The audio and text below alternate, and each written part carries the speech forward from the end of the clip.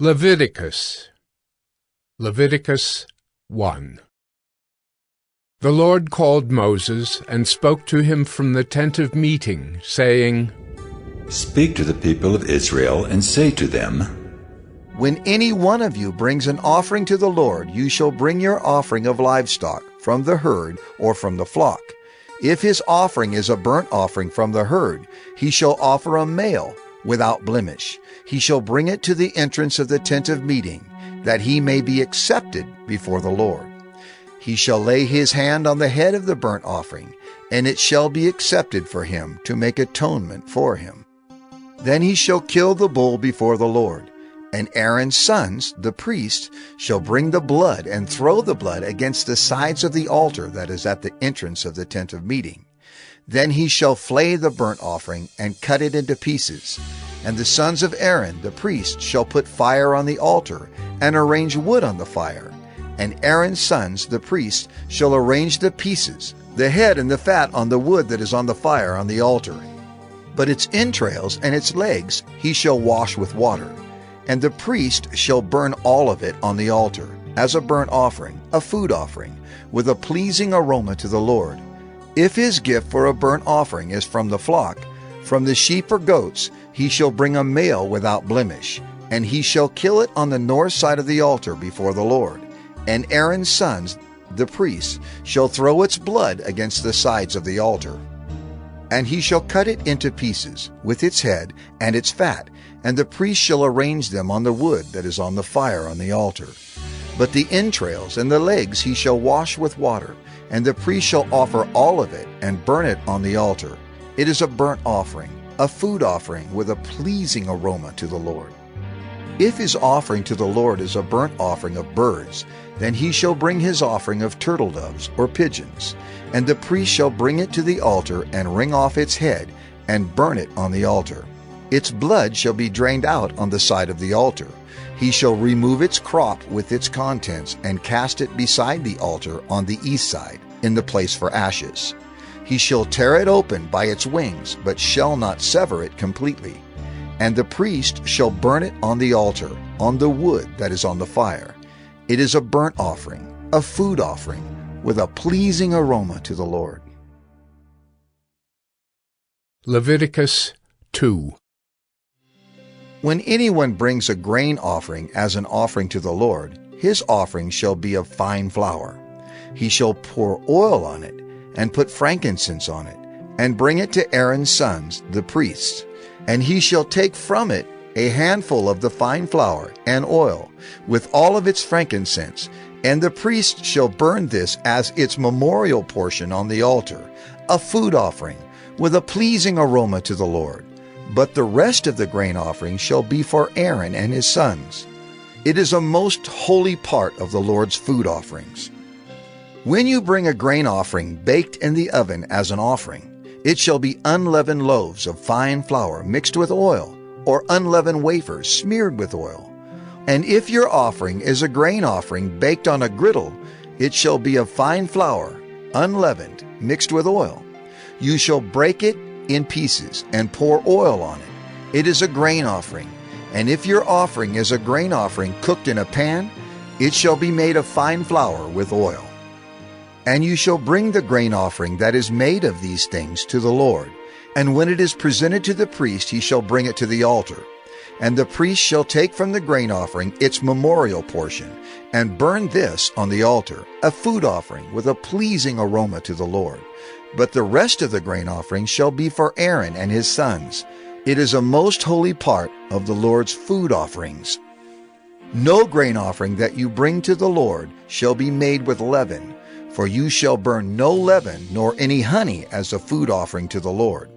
As an offering of firstfruits you may bring them to the Lord, but they shall not be offered on the altar for a pleasing aroma. You shall season all your grain offerings with salt. You shall not let the salt of the covenant with your God be missing from your grain offering.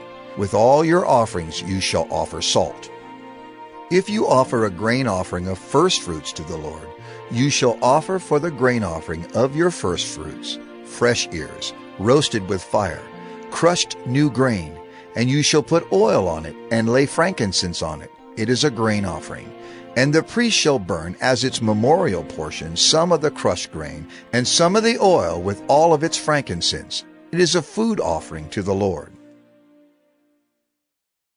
Leviticus 3.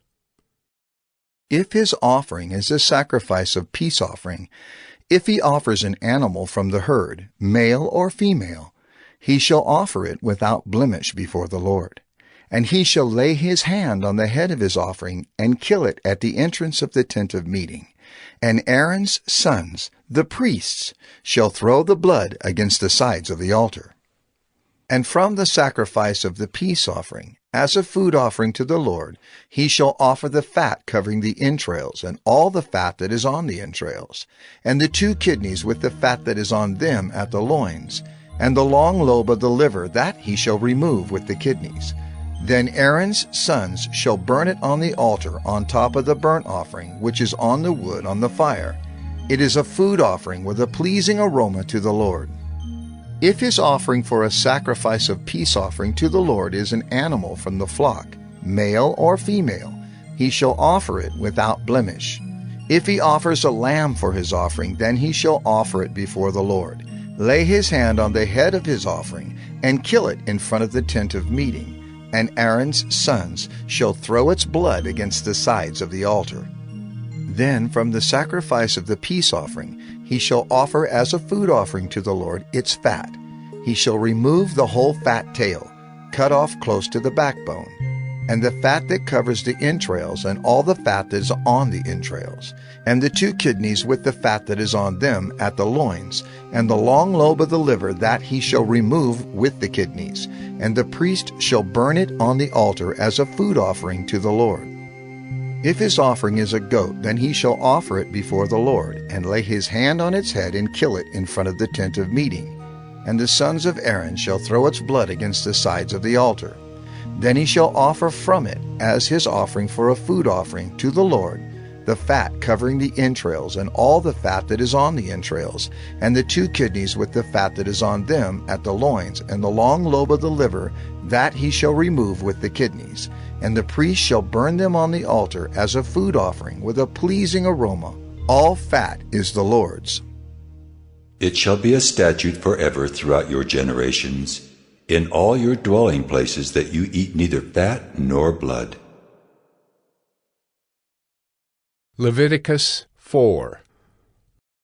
And the Lord spoke to Moses, saying, Speak to the people of Israel, saying, If anyone sins unintentionally in any of the Lord's commandments about things not to be done, and does any one of them, if it is the anointed priest who sins, thus bringing guilt on the people, then he shall offer for the sin that he has committed a bull from the herd without blemish to the Lord for a sin offering.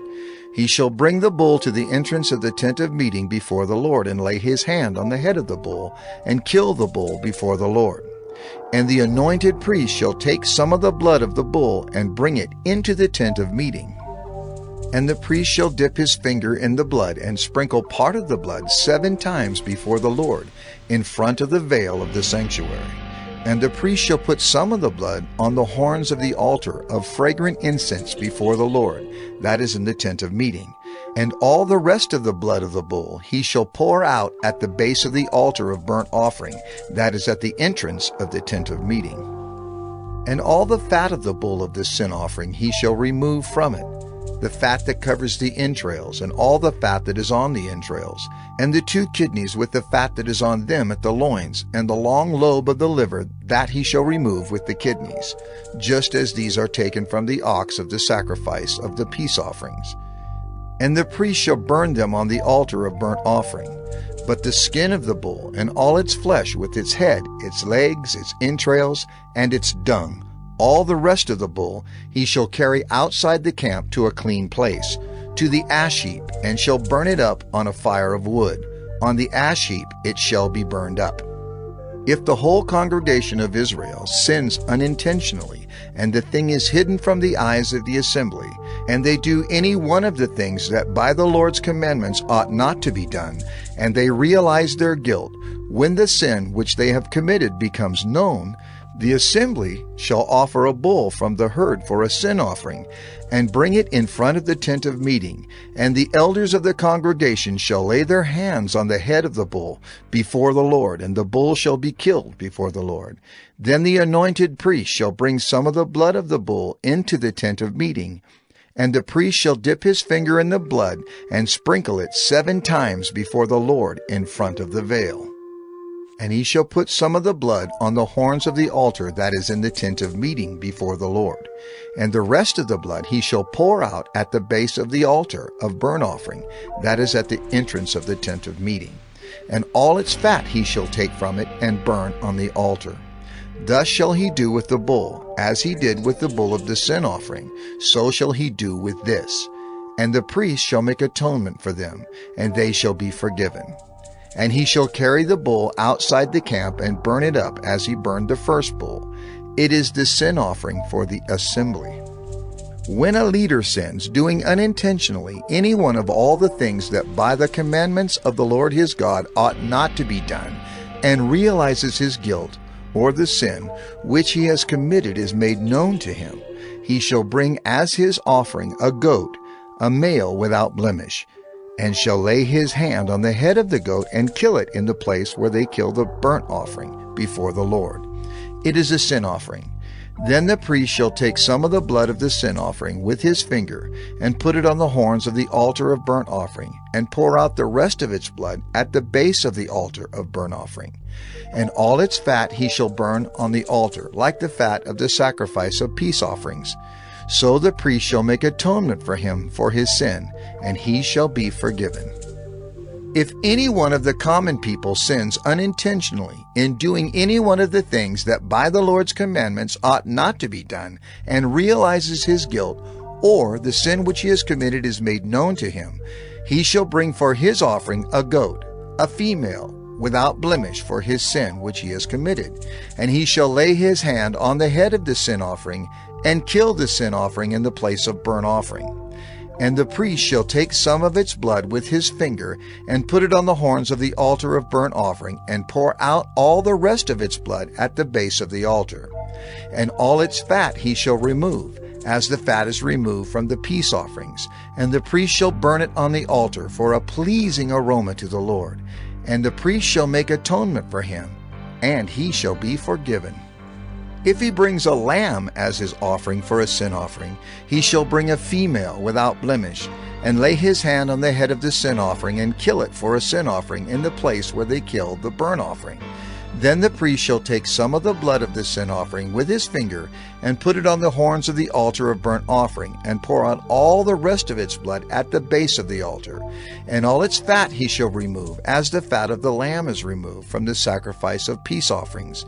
And the priest shall burn it on the altar, on top of the Lord's food offerings. And the priest shall make atonement for him for the sin which he has committed, and he shall be forgiven. Leviticus 5. If anyone sins in that he hears a public adjuration to testify, and though he is a witness whether he has seen or come to know the matter, yet does not speak, he shall bear his iniquity.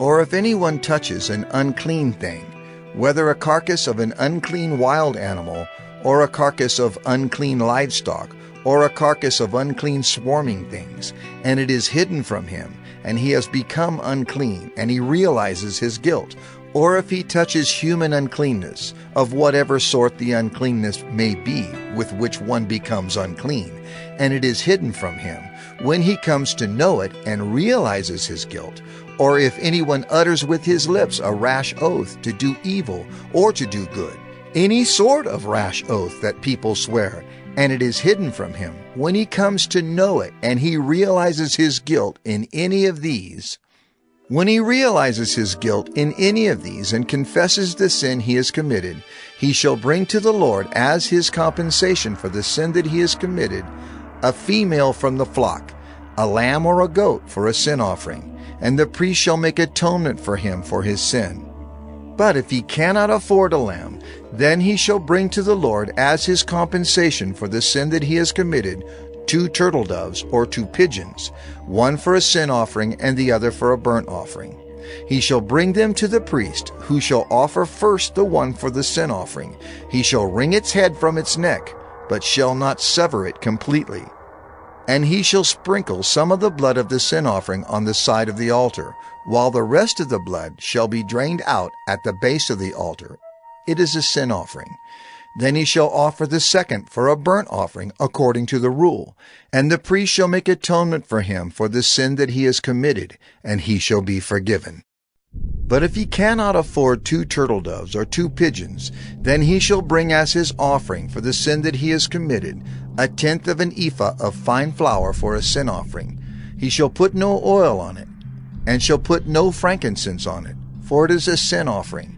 And he shall bring it to the priest, and the priest shall take a handful of it as its memorial portion, and burn this on the altar on the Lord's food offerings. It is a sin offering.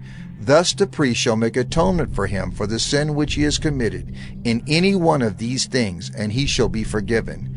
And the remainder shall be for the priest, as in the grain offering. The Lord spoke to Moses, saying, If anyone commits a breach of faith and sins unintentionally in any of the holy things of the Lord, he shall bring to the Lord as his compensation a ram without blemish out of the flock, valued in silver shekels, according to the shekel of the sanctuary for a guilt offering. He shall also make restitution for what he has done amiss in the holy thing, and shall add 1/5 to it, and give it to the priest, and the priest shall make atonement for him with the ram of the guilt offering, and he shall be forgiven.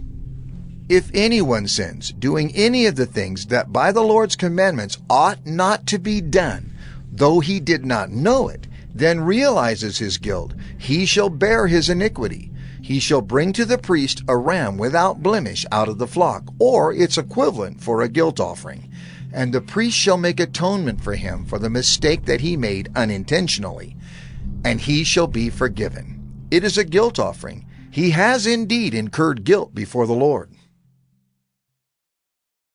Leviticus 6.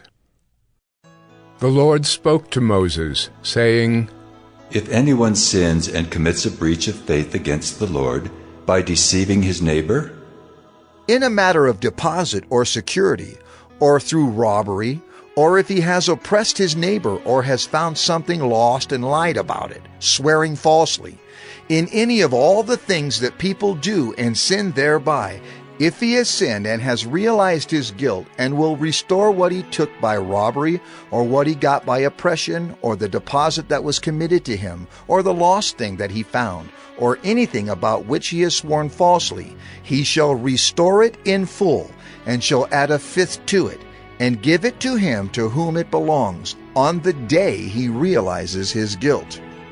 And he shall bring to the priest as his compensation to the Lord a ram without blemish out of the flock, or its equivalent for a guilt offering. And the priest shall make atonement for him before the Lord, and he shall be forgiven for any of the things that one may do and thereby become guilty. The Lord spoke to Moses, saying, Command Aaron and his sons, saying, This is the law of the burnt offering. The burnt offering shall be on the hearth on the altar all night until the morning. And the fire of the altar shall be kept burning on it, and the priest shall put on his linen garment, and put his linen undergarment on his body, and he shall take up the ashes to which the fire has reduced the burnt offering on the altar, and put them beside the altar. Then he shall take off his garments, and put on other garments, and carry the ashes outside the camp to a clean place. The fire on the altar shall be kept burning on it. It shall not go out. The priest shall burn wood on it every morning, and he shall arrange the burnt offering on it, and shall burn on it the fat of the peace offerings. Fire shall be kept burning on the altar continually. It shall not go out. And this is the law of the grain offering. The sons of Aaron shall offer it before the Lord in front of the altar. And one shall take from it a handful of the fine flour of the grain offering, and its oil, and all the frankincense that is on the grain offering, and burn this as its memorial portion on the altar, a pleasing aroma to the Lord. And the rest of it Aaron and his sons shall eat. It shall be eaten unleavened in a holy place. In the court of the tent of meeting they shall eat it. It shall not be baked with leaven. I have given it as their portion of my food offerings. It is a thing most holy, like the sin offering and the guilt offering. Every male among the children of Aaron may eat of it, as decreed forever throughout your generations from the Lord's food offerings. Whatever touches them shall become holy. The Lord spoke to Moses, saying, This is the offering that Aaron and his sons shall offer to the Lord on the day when he is anointed. A tenth of an ephah of fine flour as a regular grain offering, half of it in the morning and half in the evening. It shall be made with oil on a griddle. You shall bring it well mixed in baked pieces like a grain offering, and offer it for a pleasing aroma to the Lord. The priest from among Aaron's sons, who is anointed to succeed him, shall offer it to the Lord as decreed forever. The whole of it shall be burned. Every grain offering of a priest shall be wholly burned. It shall not be eaten. The Lord spoke to Moses, saying, Speak to Aaron and his sons, saying, This is the law of the sin offering. In the place where the burnt offering is killed shall the sin offering be killed before the Lord. It is most holy. The priest who offers it for sin shall eat it. In a holy place it shall be eaten, in the court of the tent of meeting. Whatever touches its flesh shall be holy. And when any of its blood is splashed on a garment, you shall wash that on which it was splashed in a holy place. And the earthenware vessel in which it is boiled shall be broken.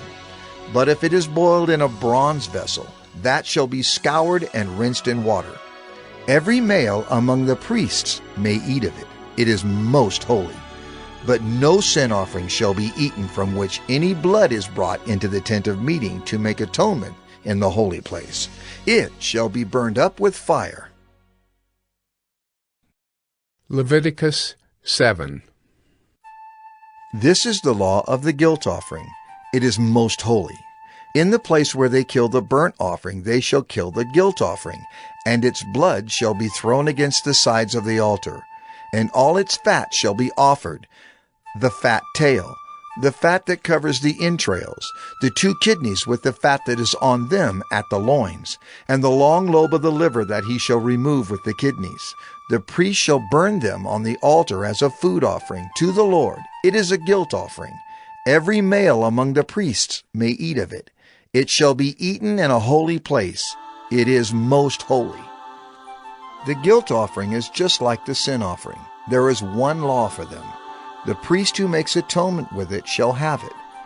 And the priest who offers any man's burnt offering shall have for himself the skin of the burnt offering that he has offered. And every grain offering baked in the oven, and all that is prepared on a pan or a griddle, shall belong to the priest who offers it. And every grain offering mixed with oil or dry shall be shared equally among all the sons of Aaron. And this is the law of the sacrifice of peace offerings, that one may offer to the Lord. If he offers it for a thanksgiving, then he shall offer with the thanksgiving sacrifice unleavened loaves mixed with oil, unleavened wafers smeared with oil, and loaves of fine flour well mixed with oil. With the sacrifice of his peace offerings for thanksgiving he shall bring his offering with loaves of leavened bread. And from it he shall offer 1 loaf from each offering, as a gift to the Lord. It shall belong to the priest who throws the blood of the peace offerings. And the flesh of the sacrifice of his peace offerings for thanksgiving shall be eaten on the day of his offering.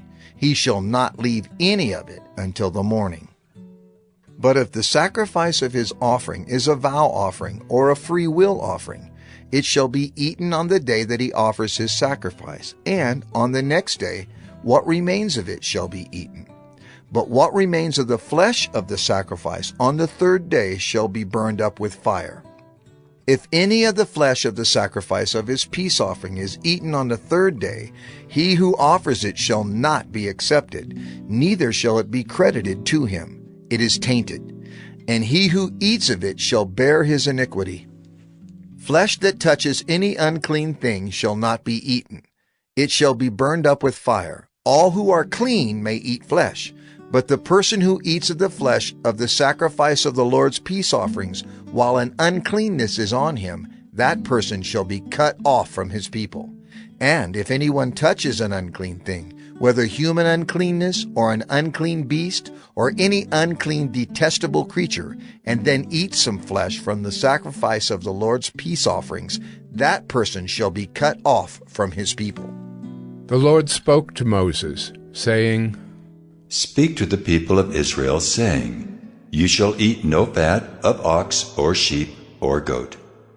The fat of an animal that dies of itself, and the fat of one that is torn by beasts, may be put to any other use, but on no account shall you eat it. For every person who eats of the fat of an animal of which a food offering may be made to the Lord shall be cut off from his people. Moreover, you shall eat no blood whatever, whether of fowl or of animal, in any of your dwelling places. Whoever eats any blood, that person shall be cut off from his people. The Lord spoke to Moses, saying, Speak to the people of Israel, saying, Whoever offers the sacrifice of his peace offerings to the Lord shall bring his offering to the Lord from the sacrifice of his peace offerings. His own hands shall bring the Lord's food offerings. He shall bring the fat with the breast, that the breast may be waved as a wave offering before the Lord.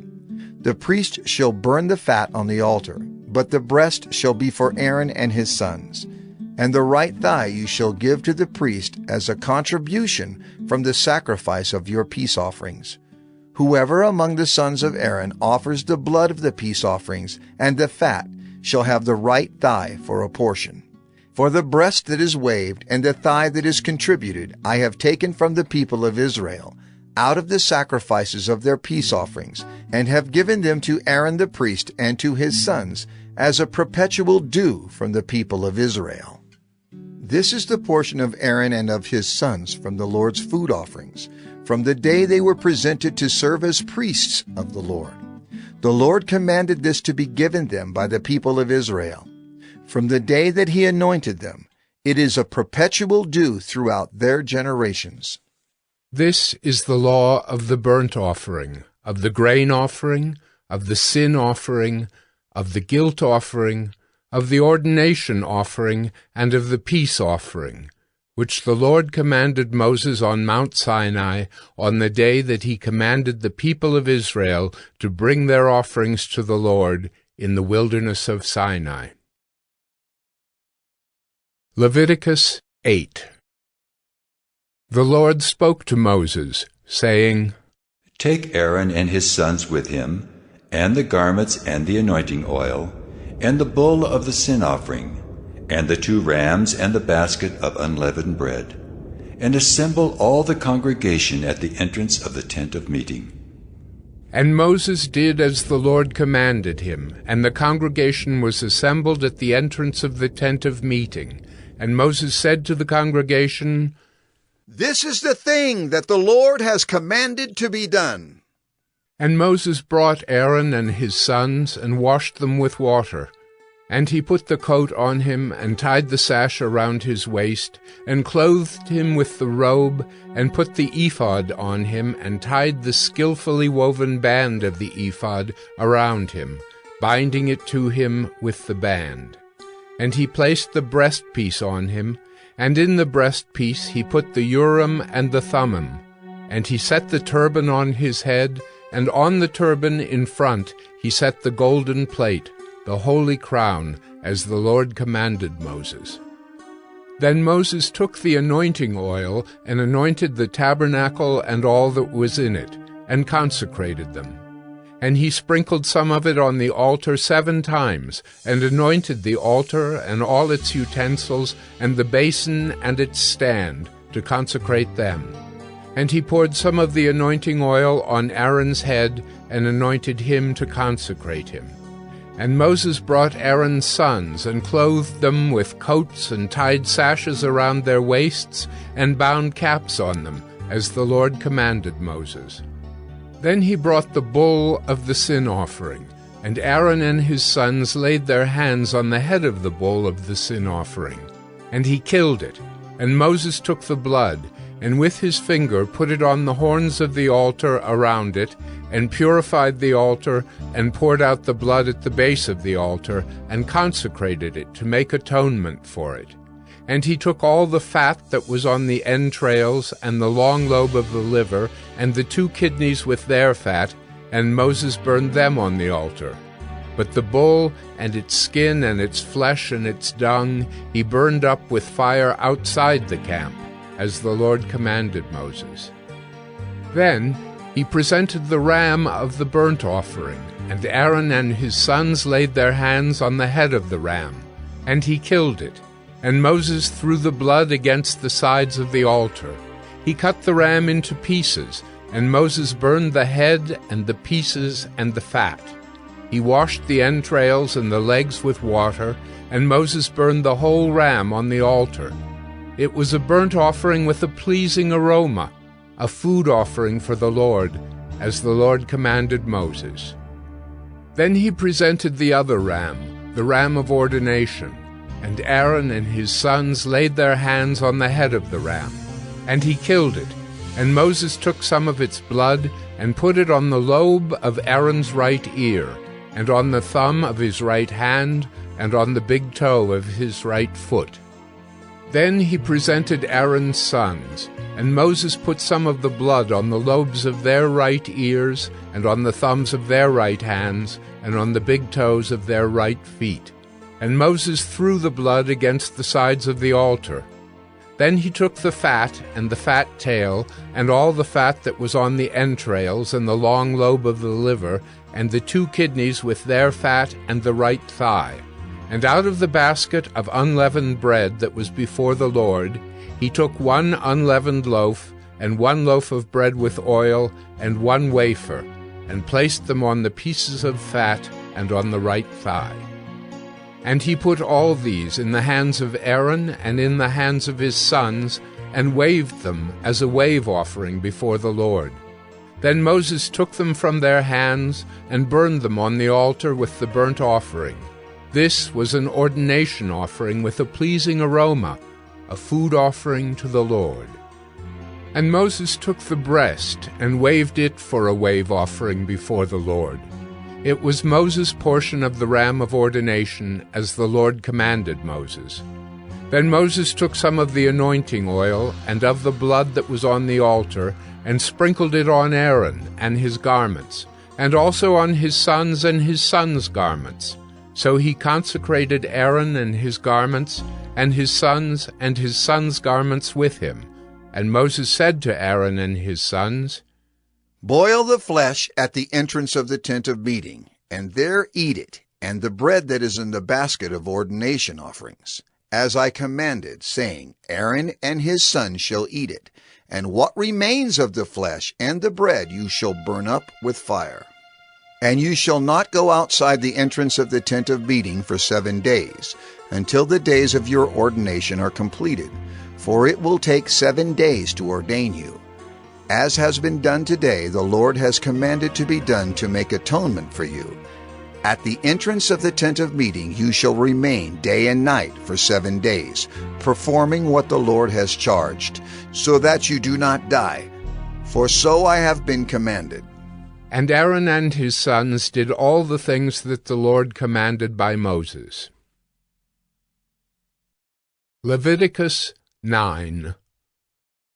On the 8th day Moses called Aaron and his sons and the elders of Israel, and he said to Aaron, Take for yourself a bull calf for a sin offering, and a ram for a burnt offering, both without blemish, and offer them before the Lord, and say to the people of Israel, Take a male goat for a sin offering, and a calf and a lamb, both a year old, without blemish, for a burnt offering, and an ox and a ram for peace offerings, to sacrifice before the Lord, and a grain offering mixed with oil.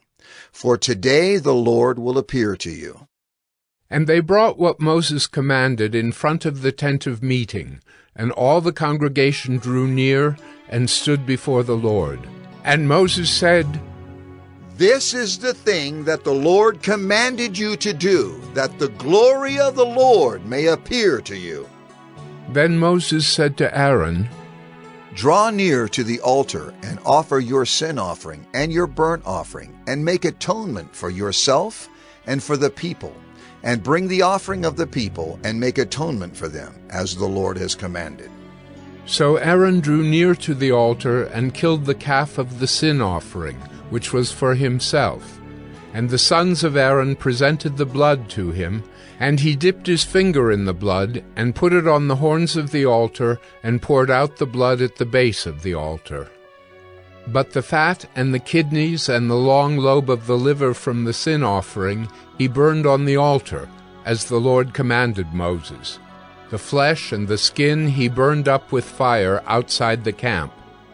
Then he killed the burnt offering, and Aaron's sons handed him the blood, and he threw it against the sides of the altar. And they handed the burnt offering to him, piece by piece, and the head, and he burned them on the altar. And he washed the entrails and the legs, and burned them with the burnt offering on the altar. Then he presented the people's offering, and took the goat of the sin offering that was for the people, and killed it, and offered it as a sin offering like the first one. And he presented the burnt offering, and offered it according to the rule. And he presented the grain offering, took a handful of it, and burned it on the altar, besides the burnt offering of the morning. Then he killed the ox and the ram, the sacrifice of peace offerings for the people. And Aaron's sons handed him the blood, and he threw it against the sides of the altar. But the fat pieces of the ox and of the ram, the fat tail, and that which covers the entrails and the kidneys and the long lobe of the liver, they put the fat pieces on the breasts, and he burned the fat pieces on the altar. But the breasts and the right thigh Aaron waved for a wave offering before the Lord, as Moses commanded. Then Aaron lifted up his hands toward the people and blessed them. And he came down from offering the sin offering, and the burnt offering, and the peace offerings. And Moses and Aaron went into the tent of meeting, and when they came out they blessed the people, and the glory of the Lord appeared to all the people. And fire came out from before the Lord, and consumed the burnt offering and the pieces of fat on the altar. And when all the people saw it, they shouted, and fell on their faces. Leviticus 10. Now Nadab and Abihu, the sons of Aaron, each took his censer, and put fire in it, and laid incense on it, and offered unauthorized fire before the Lord, which he had not commanded them. And fire came out from before the Lord, and consumed them, and they died before the Lord. Then Moses said to Aaron, This is what the Lord has said. Among those who are near me I will be sanctified, and before all the people I will be glorified. And Aaron held his peace. And Moses called Mishael and Elzaphan, the sons of Uzziel, the uncle of Aaron, and said to them, Come near. Carry your brothers away from the front of the sanctuary and out of the camp. So they came near, and carried them in their coats out of the camp, as Moses had said. And Moses said to Aaron and to Eleazar and Ithamar, his sons, Do not let the hair of your heads hang loose, and do not tear your clothes, lest you die and wrath come upon all the congregation. But let your brothers, the whole house of Israel, bewail the burning that the Lord has kindled, and do not go outside the entrance of the tent of meeting, lest you die, for the anointing oil of the Lord is upon you. And they did according to the word of Moses. And the Lord spoke to Aaron, saying, Drink no wine or strong drink, you or your sons with you, when you go into the tent of meeting, lest you die. It shall be a statute forever throughout your generations. You are to distinguish between the holy and the common, and between the unclean and the clean. And you are to teach the people of Israel all the statutes that the Lord has spoken to them by Moses.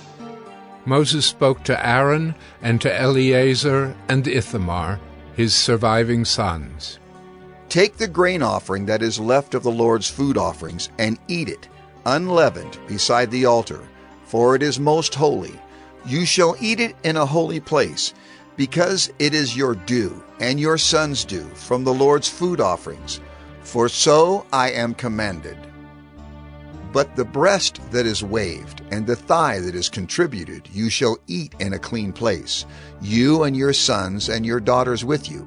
For they are given as your due, and your sons' due, from the sacrifices of the peace offerings of the people of Israel. The thigh that is contributed, and the breast that is waved, they shall bring with the food offerings of the fat pieces to wave for a wave offering before the Lord. And it shall be yours and your sons with you as a due forever, as the Lord has commanded. Now Moses diligently inquired about the goat of the sin offering, and behold, it was burned up. And he was angry with Eleazar and Ithamar, the surviving sons of Aaron, saying, Why have you not eaten the sin offering in the place of the sanctuary? Since it is a thing most holy, and has been given to you that you may bear the iniquity of the congregation, to make atonement for them before the Lord. Behold, its blood was not brought into the inner part of the sanctuary. You certainly ought to have eaten it in the sanctuary, as I commanded. And Aaron said to Moses, Behold, today they have offered their sin offering and their burnt offering before the Lord. And yet such things as these have happened to me. If I had eaten the sin offering today, would the Lord have approved? And when Moses heard that, he approved. Leviticus 11. And the Lord spoke to Moses and Aaron, saying to them, Speak to the people of Israel, saying, These are the living things that you may eat among all the animals that are on the earth. Whatever parts the hoof, and is cloven-footed, and chews the cud among the animals, you may eat. Nevertheless, among those that chew the cud or part the hoof, you shall not eat these. The camel, because it chews the cud but does not part the hoof, is unclean to you. And the rock badger, because it chews the cud but does not part the hoof, is unclean to you. And the hare, because it chews the cud but does not part the hoof, is unclean to you. And the pig, because it parts the hoof and is cloven-footed but does not chew the cud, is unclean to you. You shall not eat any of their flesh, and you shall not touch their carcasses. They are unclean to you. These you may eat, of all that are in the waters, everything in the waters that has fins and scales, whether in the seas or in the rivers, you may eat. But anything in the seas or the rivers that has not fins and scales, of the swarming creatures in the waters and of the living creatures that are in the waters, is detestable to you. You shall regard them as detestable. You shall not eat any of their flesh, and you shall detest their carcasses. Everything in the waters that has not fins and scales is detestable to you. And these you shall detest among the birds. They shall not be eaten. They are detestable. The eagle, the bearded vulture, the black vulture, the kite, the falcon of any kind, every raven of any kind, the ostrich, the nighthawk, the seagull, the hawk of any kind, the little owl, the cormorant, the short-eared owl, the barn owl, the tawny owl, the carrion vulture, the stork, the heron of any kind, the hoopoe, and the bat. All winged insects that go on all fours are detestable to you. Yet among the winged insects that go on all fours, you may eat those that have jointed legs above their feet, with which to hop on the ground. Of them you may eat the locust of any kind, the bald locust of any kind, the cricket of any kind, and the grasshopper of any kind. But all other winged insects that have 4 feet are detestable to you. And by these you shall become unclean. Whoever touches their carcass shall be unclean until the evening, and whoever carries any part of their carcass shall wash his clothes and be unclean until the evening. Every animal that parts the hoof but is not cloven-footed or does not chew the cud is unclean to you. Everyone who touches them shall be unclean. And all that walk on their paws among the animals that go on all fours are unclean to you. Whoever touches their carcass shall be unclean until the evening. And he who carries their carcass shall wash his clothes and be unclean until the evening. They are unclean to you.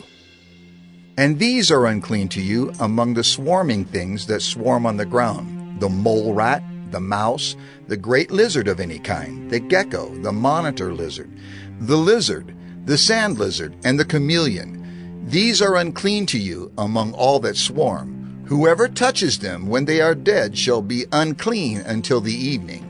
And anything on which any of them falls when they are dead shall be unclean.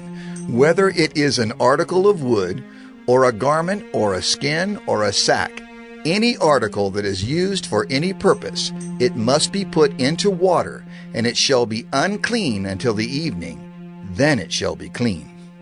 And if any of them falls into any earthenware vessel, all that is in it shall be unclean, and you shall break it. Any food in it that could be eaten, on which water comes, shall be unclean.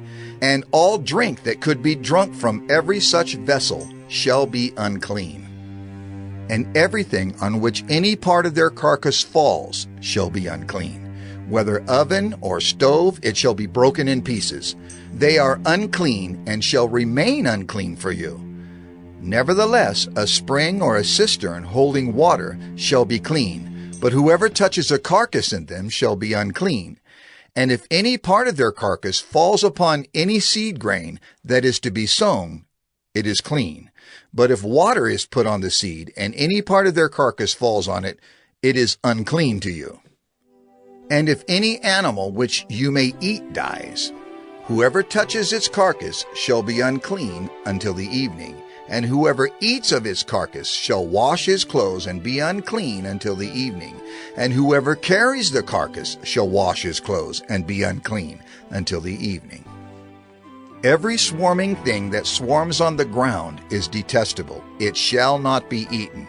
Whatever goes on its belly, and whatever goes on all fours, or whatever has many feet, any swarming thing that swarms on the ground you shall not eat, for they are detestable.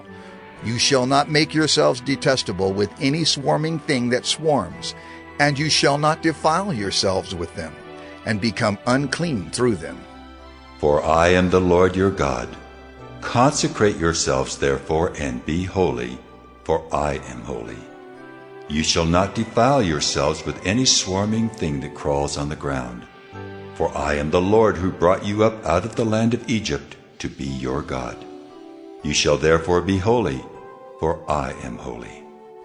This is the law about beast and bird, and every living creature that moves through the waters, and every creature that swarms on the ground, to make a distinction between the unclean and the clean, and between the living creature that may be eaten and the living creature that may not be eaten.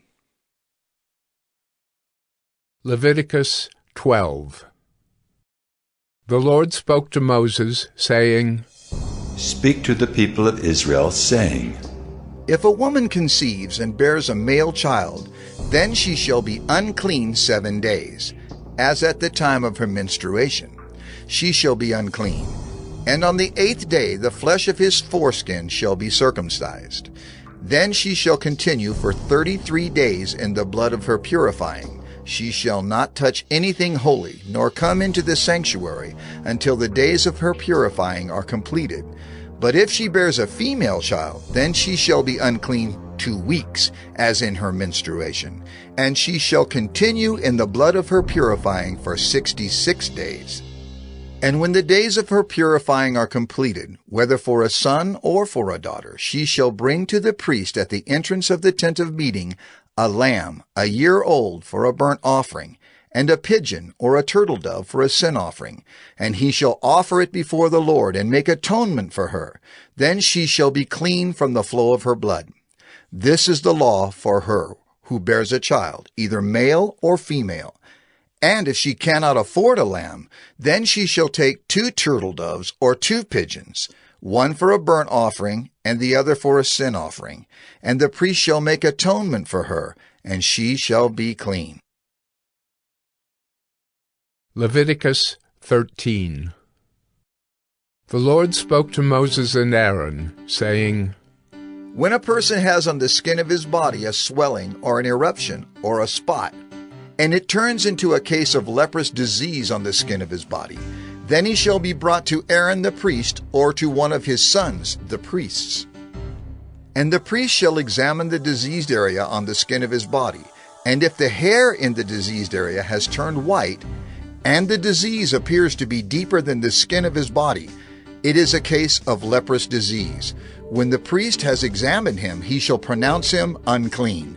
But if the spot is white in the skin of his body, and appears no deeper than the skin, and the hair in it has not turned white, the priest shall shut up the diseased person for 7 days. And the priest shall examine him on the 7th day. And if in his eyes the disease is checked, and the disease has not spread in the skin, then the priest shall shut him up for another 7 days. And the priest shall examine him again on the 7th day. And if the diseased area has faded, and the disease has not spread in the skin, then the priest shall pronounce him clean. It is only an eruption, and he shall wash his clothes and be clean. But if the eruption spreads in the skin, after he has shown himself to the priest for his cleansing, he shall appear again before the priest, and the priest shall look, and if the eruption has spread in the skin, then the priest shall pronounce him unclean. It is a leprous disease. When a man is afflicted with a leprous disease, he shall be brought to the priest, and the priest shall look. And if there is a white swelling in the skin that has turned the hair white, and there is raw flesh in the swelling, it is a chronic leprous disease in the skin of his body, and the priest shall pronounce him unclean. He shall not shut him up, for he is unclean. And if the leprous disease breaks out in the skin, so that the leprous disease covers all the skin of the diseased person from head to foot, so far as the priest can see, then the priest shall look. And if the leprous disease has covered all his body, he shall pronounce him clean of the disease. It has all turned white, and he is clean. But when raw flesh appears on him, he shall be unclean. And the priest shall examine the raw flesh and pronounce him unclean. Raw flesh is unclean, for it is a leprous disease. But if the raw flesh recovers and turns white again, then he shall come to the priest, and the priest shall examine him. And if the disease has turned white, then the priest shall pronounce the diseased person clean. He is clean. If there is in the skin of one's body a boil, and it heals, and in the place of the boil there comes a white swelling or a reddish white spot, then it shall be shown to the priest, and the priest shall look. And if it appears deeper than the skin, and its hair has turned white, then the priest shall pronounce him unclean. It is a case of leprous disease that has broken out in the boil. But if the priest examines it, and there is no white hair in it, and it is not deeper than the skin, but has faded, then the priest shall shut him up 7 days. And if it spreads in the skin, then the priest shall pronounce him unclean. It is a disease. But if the spot remains in one place and does not spread, it is the scar of the boil, and the priest shall pronounce him clean. Or when the body has a burn on its skin, and the raw flesh of the burn becomes a spot, reddish white or white, the priest shall examine it. And if the hair in the spot has turned white, and it appears deeper than the skin, then it is a leprous disease. It has broken out in the burn, and the priest shall pronounce him unclean. It is a case of leprous disease.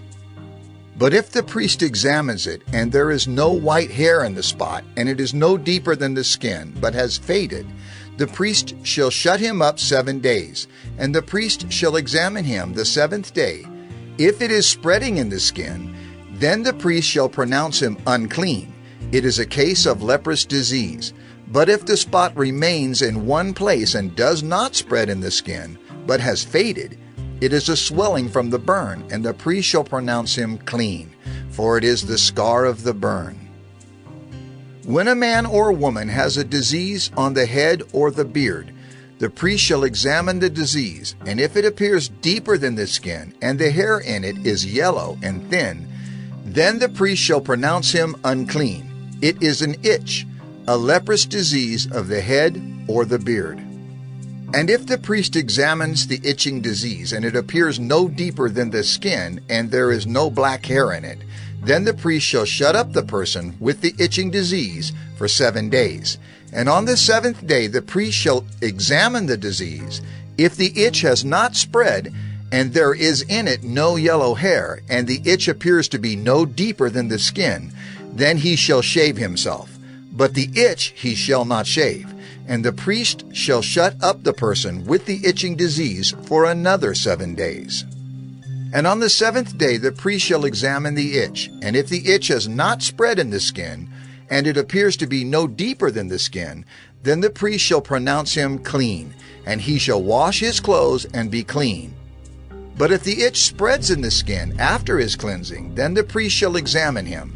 And if the itch has spread in the skin, the priest need not seek for the yellow hair. He is unclean.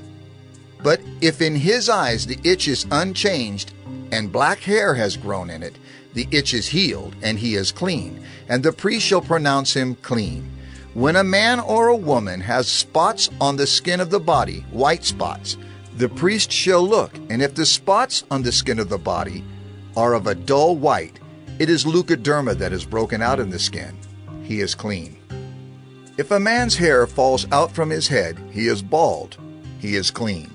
And if a man's hair falls out from his forehead, he has baldness of the forehead. He is clean. But if there is on the bald head or the bald forehead a reddish-white diseased area, it is a leprous disease breaking out on his bald head or his bald forehead. Then the priest shall examine him, and if the diseased swelling is reddish-white on his bald head or on his bald forehead, like the appearance of leprous disease in the skin of the body, he is a leprous man. He is unclean. The priest must pronounce him unclean. His disease is on his head. The leprous person who has the disease shall wear torn clothes, and let the hair of his head hang loose.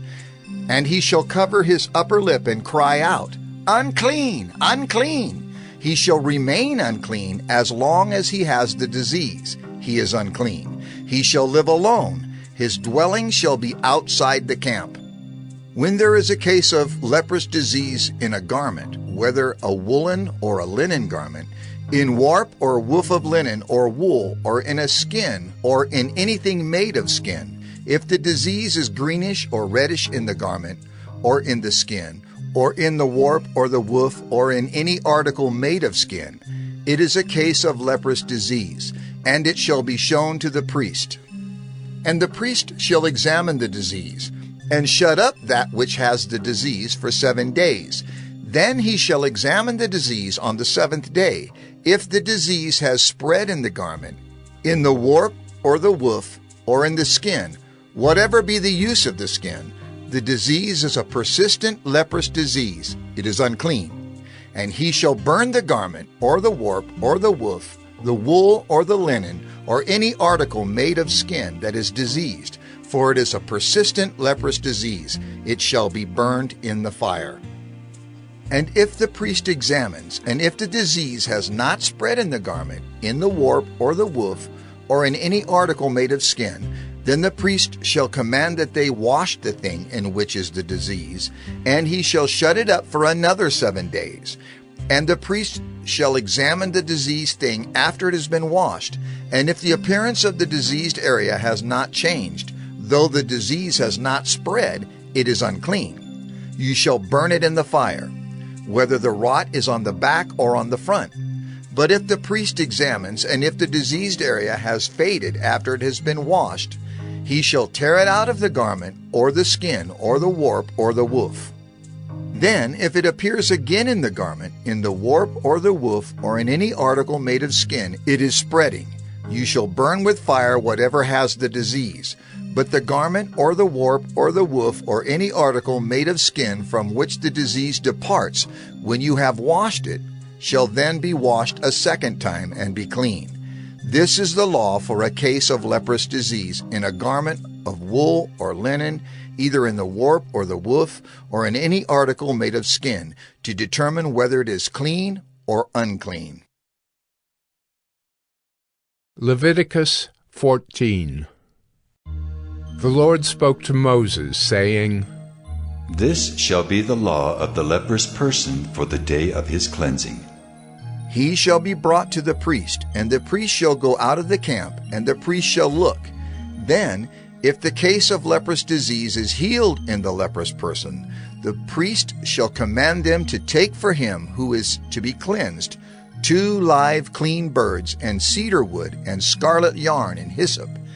And the priest shall command them to kill one of the birds in an earthenware vessel over fresh water. He shall take the live bird with the cedar wood, and the scarlet yarn, and the hyssop, and dip them and the live bird in the blood of the bird that was killed over the fresh water. And he shall sprinkle it 7 times on him who is to be cleansed of the leprous disease.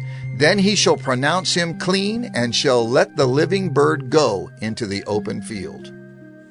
And he who is to be cleansed shall wash his clothes, and shave off all his hair, and bathe himself in water, and he shall be clean. And after that he may come into the camp, but live outside his tent 7 days. And on the 7th day he shall shave off all his hair from his head, his beard, and his eyebrows. He shall shave off all his hair, and then he shall wash his clothes, and bathe his body in water, and he shall be clean. And on the 8th day he shall take 2 male lambs without blemish, and 1 ewe lamb a year old without blemish, and a grain offering of 3/10 of an ephah of fine flour mixed with oil, and 1 log of oil. And the priest who cleanses him shall set the man who is to be cleansed and these things before the Lord at the entrance of the tent of meeting. And the priest shall take 1 of the male lambs and offer it for a guilt offering, along with the log of oil, and wave them for a wave offering before the Lord. And he shall kill the lamb in the place where they kill the sin offering and the burnt offering, in the place of the sanctuary. For the guilt offering, like the sin offering, belongs to the priest. It is most holy. The priest shall take some of the blood of the guilt offering, and the priest shall put it on the lobe of the right ear of him who is to be cleansed, and on the thumb of his right hand, and on the big toe of his right foot. Then the priest shall take some of the log of oil, and pour it into the palm of his own left hand, and dip his right finger in the oil that is in his left hand, and sprinkle some oil with his finger 7 times before the Lord. And some of the oil that remains in his hand the priest shall put on the lobe of the right ear of him who is to be cleansed, and on the thumb of his right hand, and on the big toe of his right foot, on top of the blood of the guilt offering. And the rest of the oil that is in the priest's hand he shall put on the head of him who is to be cleansed. Then the priest shall make atonement for him before the Lord. The priest shall offer the sin offering to make atonement for him who is to be cleansed from his uncleanness, and afterward he shall kill the burnt offering, and the priest shall offer the burnt offering and the grain offering on the altar. Thus the priest shall make atonement for him, and he shall be clean. But if he is poor and cannot afford so much, then he shall take 1 male lamb for a guilt offering to be waved, to make atonement for him, and 1/10 of an ephah of fine flour mixed with oil for a grain offering, and a log of oil. Also 2 turtle doves or 2 pigeons, whichever he can afford. The one shall be a sin offering, and the other a burnt offering. And on the 8th day he shall bring them for his cleansing to the priest, to the entrance of the tent of meeting, before the Lord. And the priest shall take the lamb of the guilt offering and the log of oil, and the priest shall wave them for a wave offering before the Lord. And he shall kill the lamb of the guilt offering, and the priest shall take some of the blood of the guilt offering, and put it on the lobe of the right ear of him who is to be cleansed, and on the thumb of his right hand, and on the big toe of his right foot. And the priest shall pour some of the oil into the palm of his own left hand, and shall sprinkle with his right finger some of the oil that is in his left hand 7 times before the Lord. And the priest shall put some of the oil that is in his hand on the lobe of the right ear of him who is to be cleansed, and on the thumb of his right hand, and on the big toe of his right foot, in the place where the blood of the guilt offering was put. And the rest of the oil that is in the priest's hand he shall put on the head of him who is to be cleansed, to make atonement for him before the Lord. And he shall offer of the turtle doves or pigeons, whichever he can afford, one for a sin offering and the other for a burnt offering, along with a grain offering. And the priest shall make atonement before the Lord for him who is being cleansed. This is the law for him in whom is a case of leprous disease, who cannot afford the offerings for his cleansing. The Lord spoke to Moses and Aaron, saying, When you come into the land of Canaan, which I give you for a possession, and I put a case of leprous disease in a house in the land of your possession, then he who owns the house shall come and tell the priest. There seems to me to be some case of disease in my house. Then the priest shall command that they empty the house before the priest goes to examine the disease, lest all that is in the house be declared unclean. And afterward the priest shall go in to see the house, and he shall examine the disease.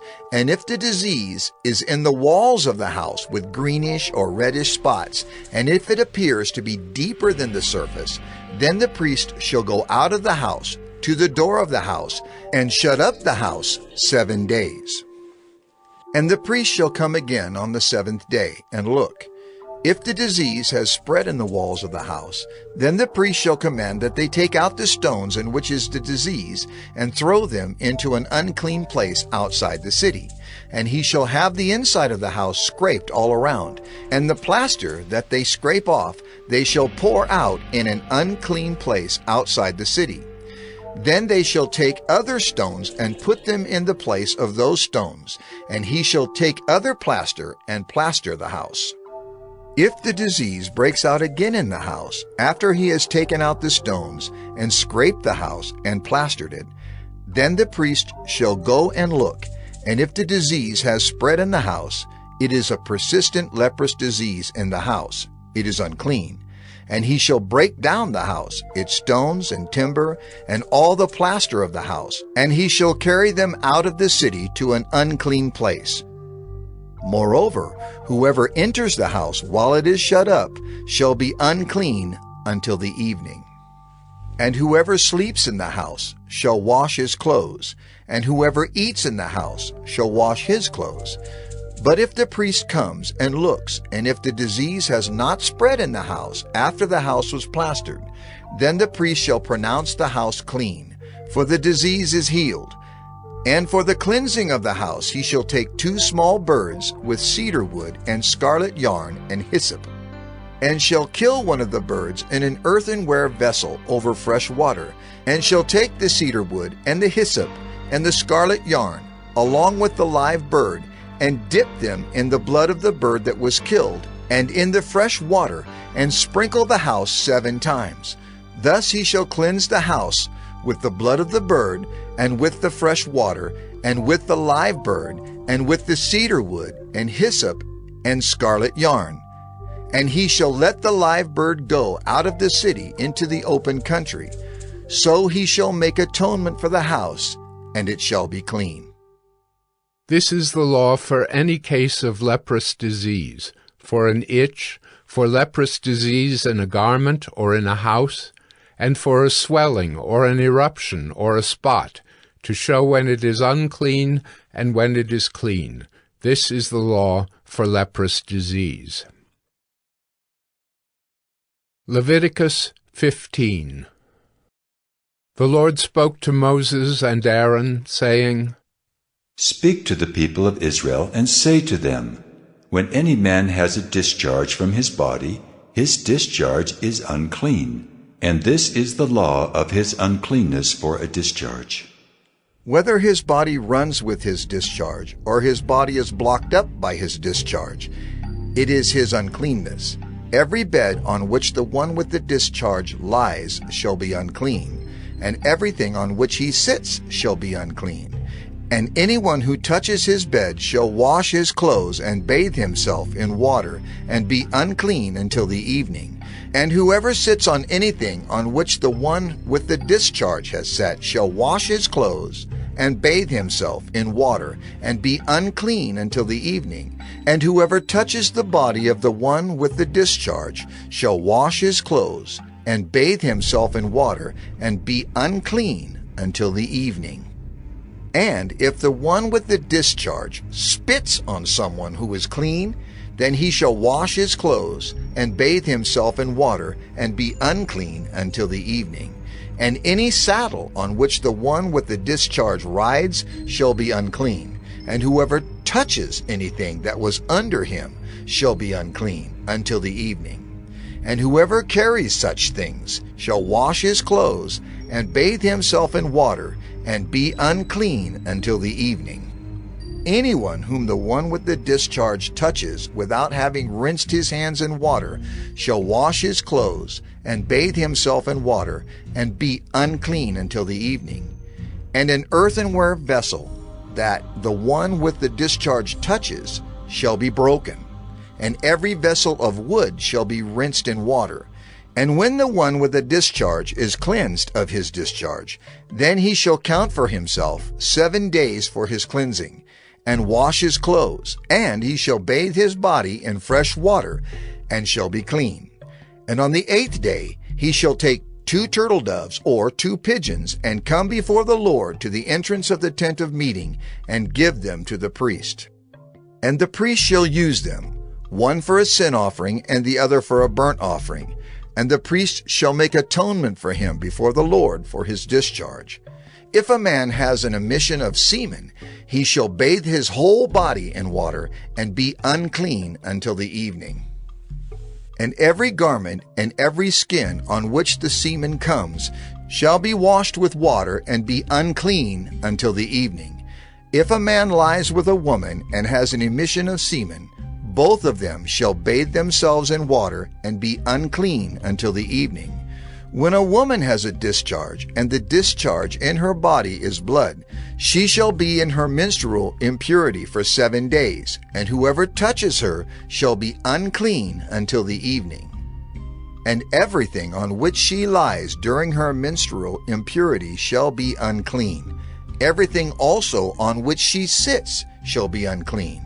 And whoever touches her bed shall wash his clothes, and bathe himself in water, and be unclean until the evening.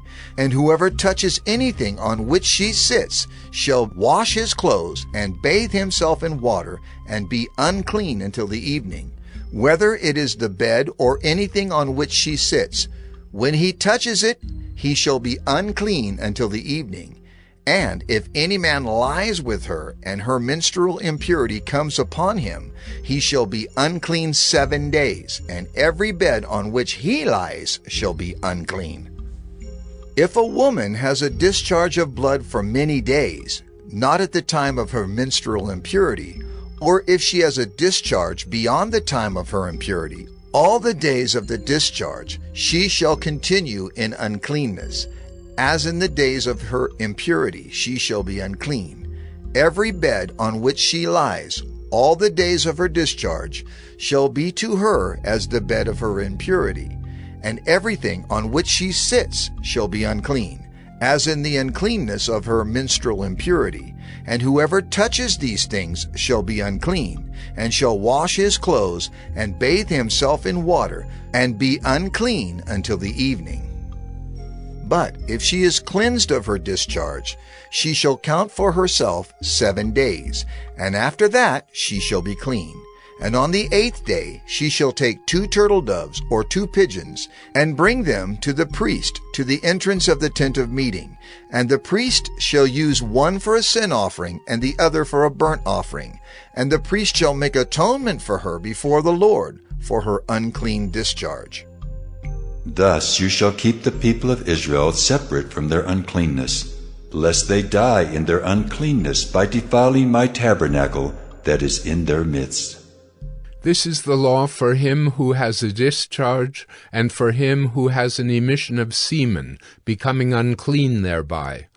Also for her who is unwell with her menstrual impurity, that is, for anyone, male or female, who has a discharge, and for the man who lies with a woman who is unclean. Leviticus 16. The Lord spoke to Moses after the death of the 2 sons of Aaron, when they drew near before the Lord and died.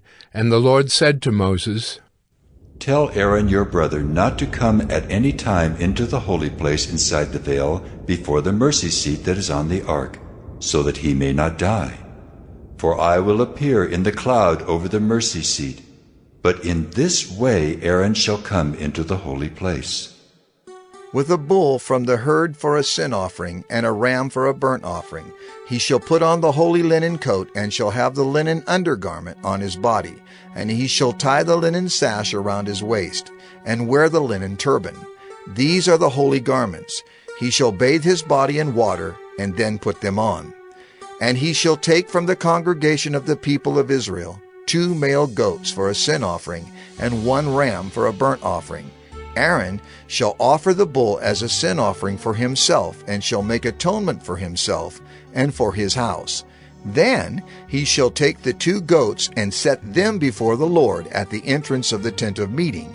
And Aaron shall cast lots over the 2 goats, 1 lot for the Lord, and the other lot for Azazel. And Aaron shall present the goat on which the lot fell for the Lord, and use it as a sin offering. But the goat on which the lot fell for Azazel shall be presented alive before the Lord, to make atonement over it, that it may be sent away into the wilderness to Azazel. Aaron shall present the bull as a sin offering for himself, and shall make atonement for himself and for his house. He shall kill the bull as a sin offering for himself, and he shall take a censer full of coals of fire from the altar before the Lord, and 2 handfuls of sweet incense, beaten small, and he shall bring it inside the veil, and put the incense on the fire before the Lord, that the cloud of the incense may cover the mercy seat, that is, over the testimony, so that he does not die. And he shall take some of the blood of the bull, and sprinkle it with his finger on the front of the mercy seat, on the east side, and in front of the mercy seat he shall sprinkle some of the blood with his fingers 7 times. Then he shall kill the goat of the sin offering, that is for the people, and bring its blood inside the veil, and do with its blood as he did with the blood of the bull, sprinkling it over the mercy seat and in front of the mercy seat. Thus he shall make atonement for the holy place, because of the uncleannesses of the people of Israel, and because of their transgressions, all their sins, and so he shall do for the tent of meeting, which dwells with them in the midst of their uncleannesses. No one may be in the tent of meeting from the time he enters to make atonement in the holy place, until he comes out and has made atonement for himself and for his house and for all the assembly of Israel. Then he shall go out to the altar that is before the Lord, and make atonement for it, and shall take some of the blood of the bull and some of the blood of the goat, and put it on the horns of the altar all around. And he shall sprinkle some of the blood on it with his finger 7 times, and cleanse it and consecrate it from the uncleannesses of the people of Israel. And when he has made an end of atoning for the holy place and the tent of meeting and the altar, he shall present the live goat. And Aaron shall lay both his hands on the head of the live goat, and confess over it all the iniquities of the people of Israel, and all their transgressions, all their sins. And he shall put them on the head of the goat, and send it away into the wilderness by the hand of a man who is in readiness. The goat shall bear all their iniquities on itself to a remote area, and he shall let the goat go free in the wilderness. Then Aaron shall come into the tent of meeting, and shall take off the linen garments that he put on when he went into the holy place, and shall leave them there. And he shall bathe his body in water in a holy place, and put on his garments, and come out and offer his burnt offering, and the burnt offering of the people, and make atonement for himself and for the people. And the fat of the sin offering he shall burn on the altar. And he who lets the goat go to Azazel shall wash his clothes and bathe his body in water, and afterward he may come into the camp. And the bull for the sin offering and the goat for the sin offering, whose blood was brought in to make atonement in the holy place, shall be carried outside the camp, their skin and their flesh and their dung shall be burned up with fire, and he who burns them shall wash his clothes and bathe his body in water, and afterward he may come into the camp. And it shall be a statute to you forever, that in the 7th month, on the 10th day of the month, you shall afflict yourselves, and shall do no work, either the native or the stranger, who sojourns among you. For on this day shall atonement be made for you, to cleanse you. You shall be clean before the Lord from all your sins. It is a Sabbath of solemn rest to you, and you shall afflict yourselves. It is a statute forever. And the priest, who is anointed and consecrated as priest in his father's place, shall make atonement, wearing the holy linen garments. He shall make atonement for the holy sanctuary, and he shall make atonement for the tent of meeting, and for the altar, and he shall make atonement for the priests, and for all the people of the assembly. And this shall be a statute forever for you, that atonement may be made for the people of Israel, once in the year, because of all their sins. And Moses did as the Lord commanded him. Leviticus 17. And the Lord spoke to Moses, saying, Speak to Aaron and his sons and to all the people of Israel, and say to them, This is the thing that the Lord has commanded. If any one of the house of Israel kills an ox or a lamb or a goat in the camp, or kills it outside the camp, and does not bring it to the entrance of the tent of meeting to offer it as a gift to the Lord in front of the tabernacle of the Lord, blood guilt shall be imputed to that man. He has shed blood, and that man shall be cut off from among his people. This is to the end that the people of Israel may bring their sacrifices that they sacrifice in the open field, that they may bring them to the Lord, to the priest at the entrance of the tent of meeting, and sacrifice them as sacrifices of peace offerings to the Lord. And the priest shall throw the blood on the altar of the Lord at the entrance of the tent of meeting, and burn the fat for a pleasing aroma to the Lord. So they shall no more sacrifice their sacrifices to goat demons, after whom they whore. This shall be a statute forever for them throughout their generations. And you shall say to them, Anyone of the house of Israel, or of the strangers who sojourn among them, who offers a burnt offering or sacrifice, and does not bring it to the entrance of the tent of meeting to offer it to the Lord, that man shall be cut off from his people. If any one of the house of Israel, or of the strangers who sojourn among them, eats any blood, I will set my face against that person who eats blood, and will cut him off from among his people. For the life of the flesh is in the blood, and I have given it for you on the altar, to make atonement for your souls, for it is the blood that makes atonement by the life. Therefore I have said to the people of Israel, No person among you shall eat blood, neither shall any stranger who sojourns among you eat blood. Anyone also of the people of Israel, or of the strangers who sojourn among them, who takes in hunting any beast or bird that may be eaten, shall pour out its blood and cover it with earth. For the life of every creature is its blood. Its blood is its life. Therefore I have said to the people of Israel, You shall not eat the blood of any creature, for the life of every creature is its blood. Whoever eats it shall be cut off. And every person who eats what dies of itself, or what is torn by beasts, whether he is a native or a sojourner, shall wash his clothes and bathe himself in water, and be unclean until the evening. Then he shall be clean. But if he does not wash them or bathe his flesh, he shall bear his iniquity. Leviticus 18. And the Lord spoke to Moses, saying, Speak to the people of Israel, and say to them, I am the Lord your God.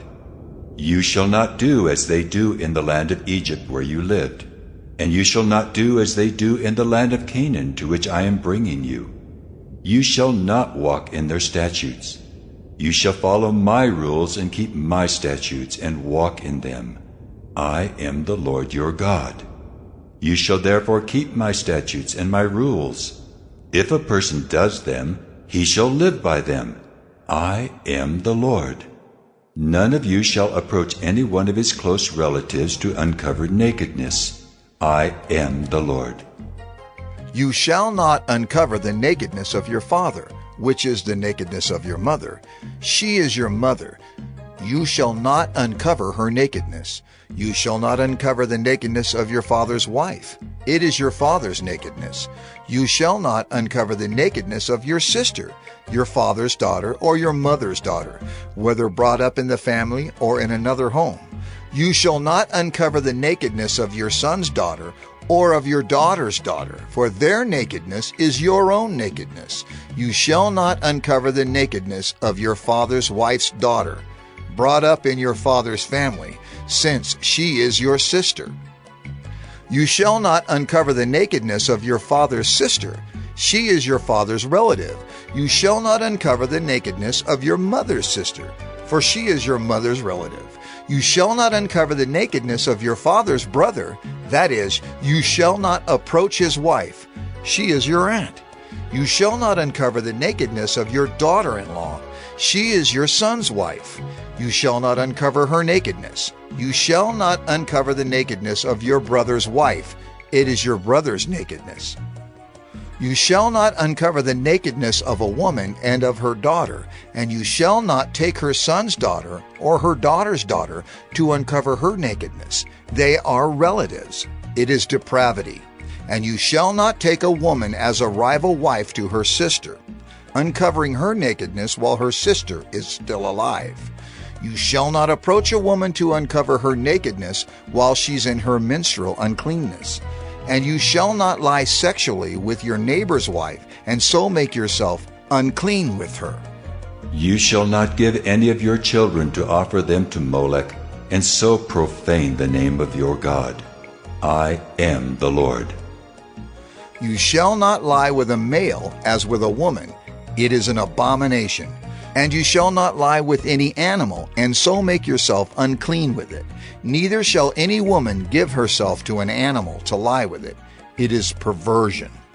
Do not make yourselves unclean by any of these things, for by all these the nations I am driving out before you have become unclean, and the land became unclean, so that I punished its iniquity, and the land vomited out its inhabitants. But you shall keep my statutes and my rules, and do none of these abominations, either the native or the stranger who sojourns among you. For the people of the land who were before you did all of these abominations, so that the land became unclean. Lest the land vomit you out when you make it unclean, as it vomited out the nation that was before you. For everyone who does any of these abominations, the persons who do them shall be cut off from among their people. So keep my charge, never to practice any of these abominable customs that were practiced before you, and never to make yourselves unclean by them. I am the Lord your God. Leviticus 19. And the Lord spoke to Moses, saying, Speak to all the congregation of the people of Israel, and say to them, You shall be holy, for I, the Lord your God, am holy. Every one of you shall revere his mother and his father, and you shall keep my Sabbaths. I am the Lord your God. Do not turn to idols or make for yourselves any gods of cast metal. I am the Lord your God. When you offer a sacrifice of peace offerings to the Lord, you shall offer it so that you may be accepted. It shall be eaten the same day you offer it, or on the day after, and anything left over until the third day shall be burned up with fire. If it is eaten at all on the third day, it is tainted. It will not be accepted. And everyone who eats it shall bear his iniquity, because he has profaned what is holy to the Lord, and that person shall be cut off from his people. When you reap the harvest of your land, you shall not reap your field right up to its edge, neither shall you gather the gleanings after your harvest. And you shall not strip your vineyard bare, neither shall you gather the fallen grapes of your vineyard. You shall leave them for the poor and for the sojourner. I am the Lord your God. You shall not steal. You shall not deal falsely. You shall not lie to one another. You shall not swear by my name falsely, and so profane the name of your God. I am the Lord. You shall not oppress your neighbor or rob him. The wages of a hired servant shall not remain with you all night until the morning. You shall not curse the deaf or put a stumbling block before the blind, but you shall fear your God. I am the Lord. You shall do no injustice in court. You shall not be partial to the poor or defer to the great, but in righteousness shall you judge your neighbor. You shall not go around as a slanderer among your people, and you shall not stand up against the life of your neighbor. I am the Lord.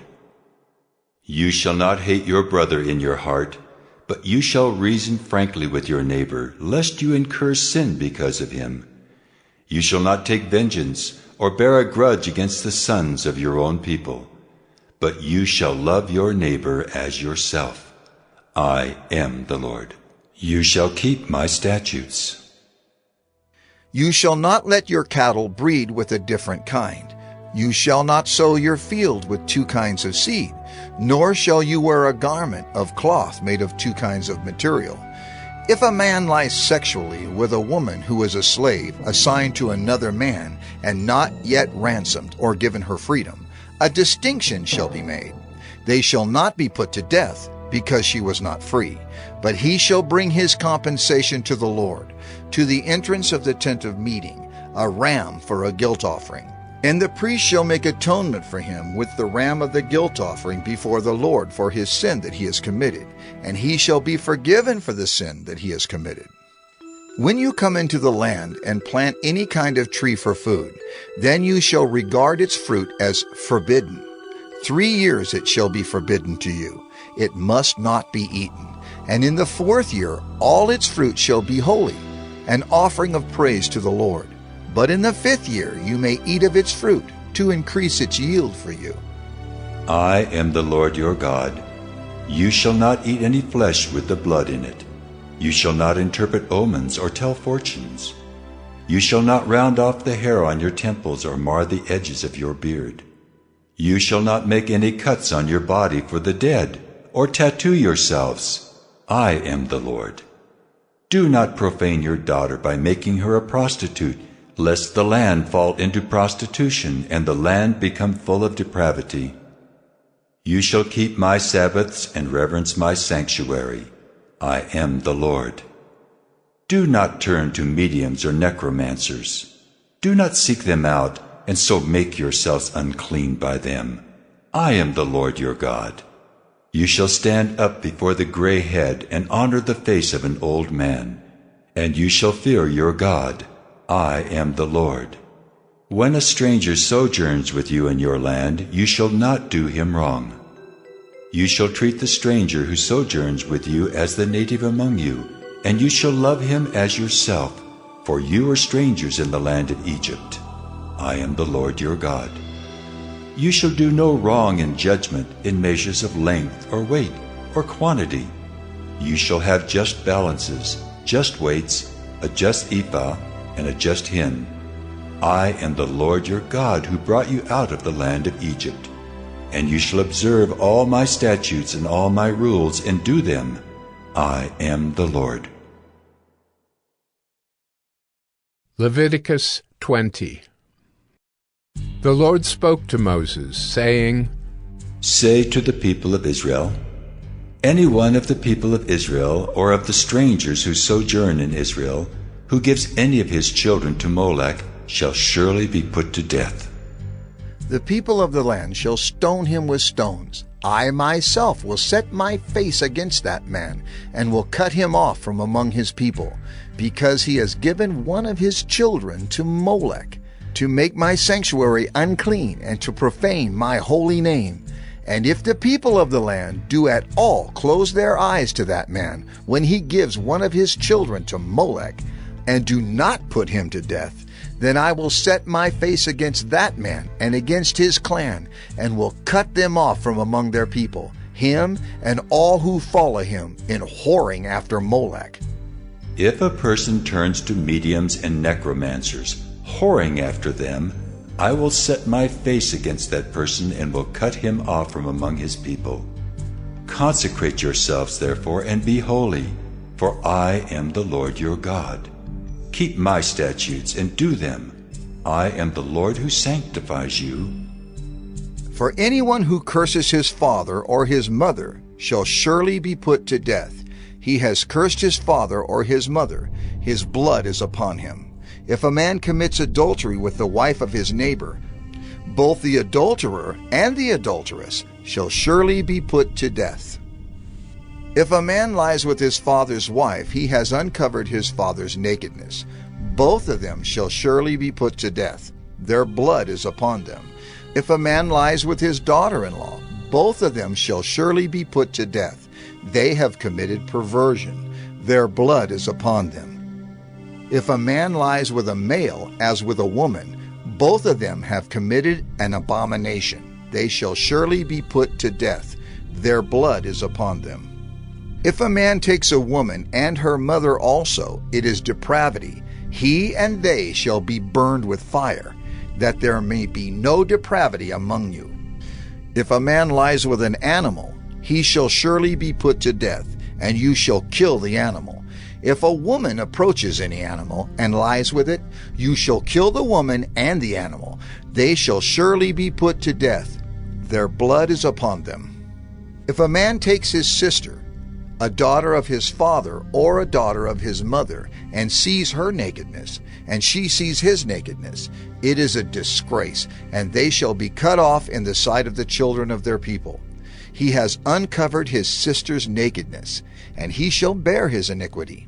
If a man lies with a woman during her menstrual period and uncovers her nakedness, he has made naked her fountain, and she has uncovered the fountain of her blood.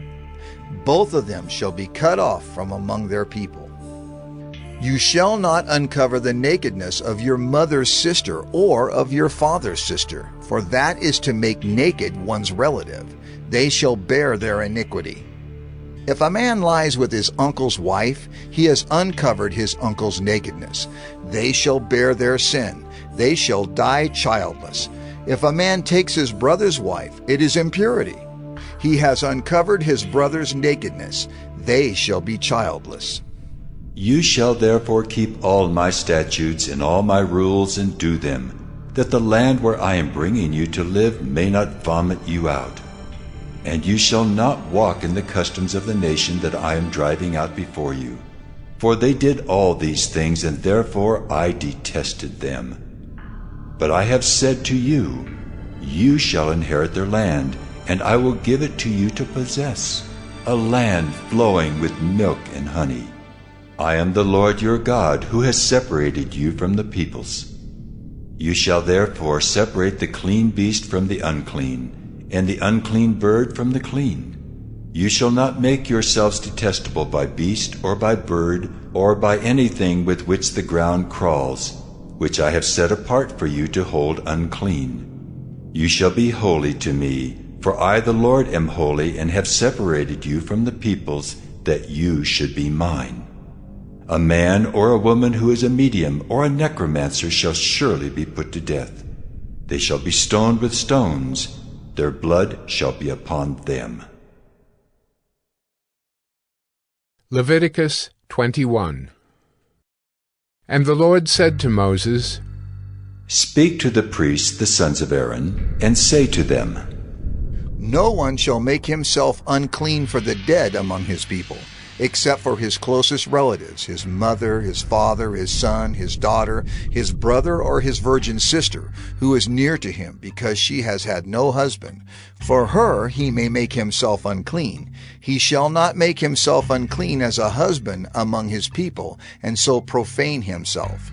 They shall not make bald patches on their heads, nor shave off the edges of their beards, nor make any cuts on their body. They shall be holy to their God, and not profane the name of their God.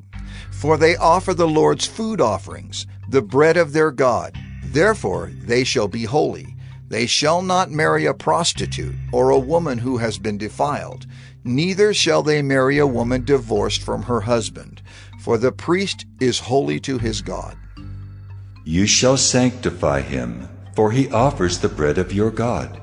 He shall be holy to you, for I, the Lord, who sanctify you, am holy. And the daughter of any priest, if she profanes herself by whoring, profanes her father, she shall be burned with fire. The priest who is chief among his brothers, on whose head the anointing oil is poured, and who has been consecrated to wear the garments, shall not let the hair of his head hang loose, nor tear his clothes. He shall not go into any dead bodies, nor make himself unclean, even for his father or for his mother. He shall not go out of the sanctuary, lest he profane the sanctuary of his God. For the consecration of the anointing oil of his God is on him. I am the Lord. And he shall take a wife in her virginity, a widow, or a divorced woman, or a woman who has been defiled, or a prostitute. These he shall not marry, but he shall take as his wife a virgin of his own people, that he may not profane his offspring among his people. For I am the Lord who sanctifies him.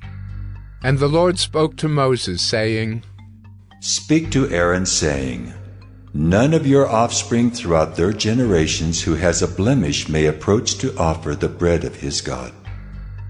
For no one who has a blemish shall draw near, a man blind or lame, or one who has a mutilated face or a limb too long, or a man who has an injured foot or an injured hand, or a hunchback or a dwarf, or a man with a defect in his sight, or an itching disease, or scabs or crushed testicles.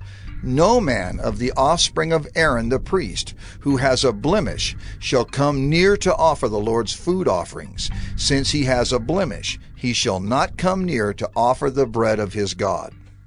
He may eat the bread of his God, both of the most holy and of the holy things.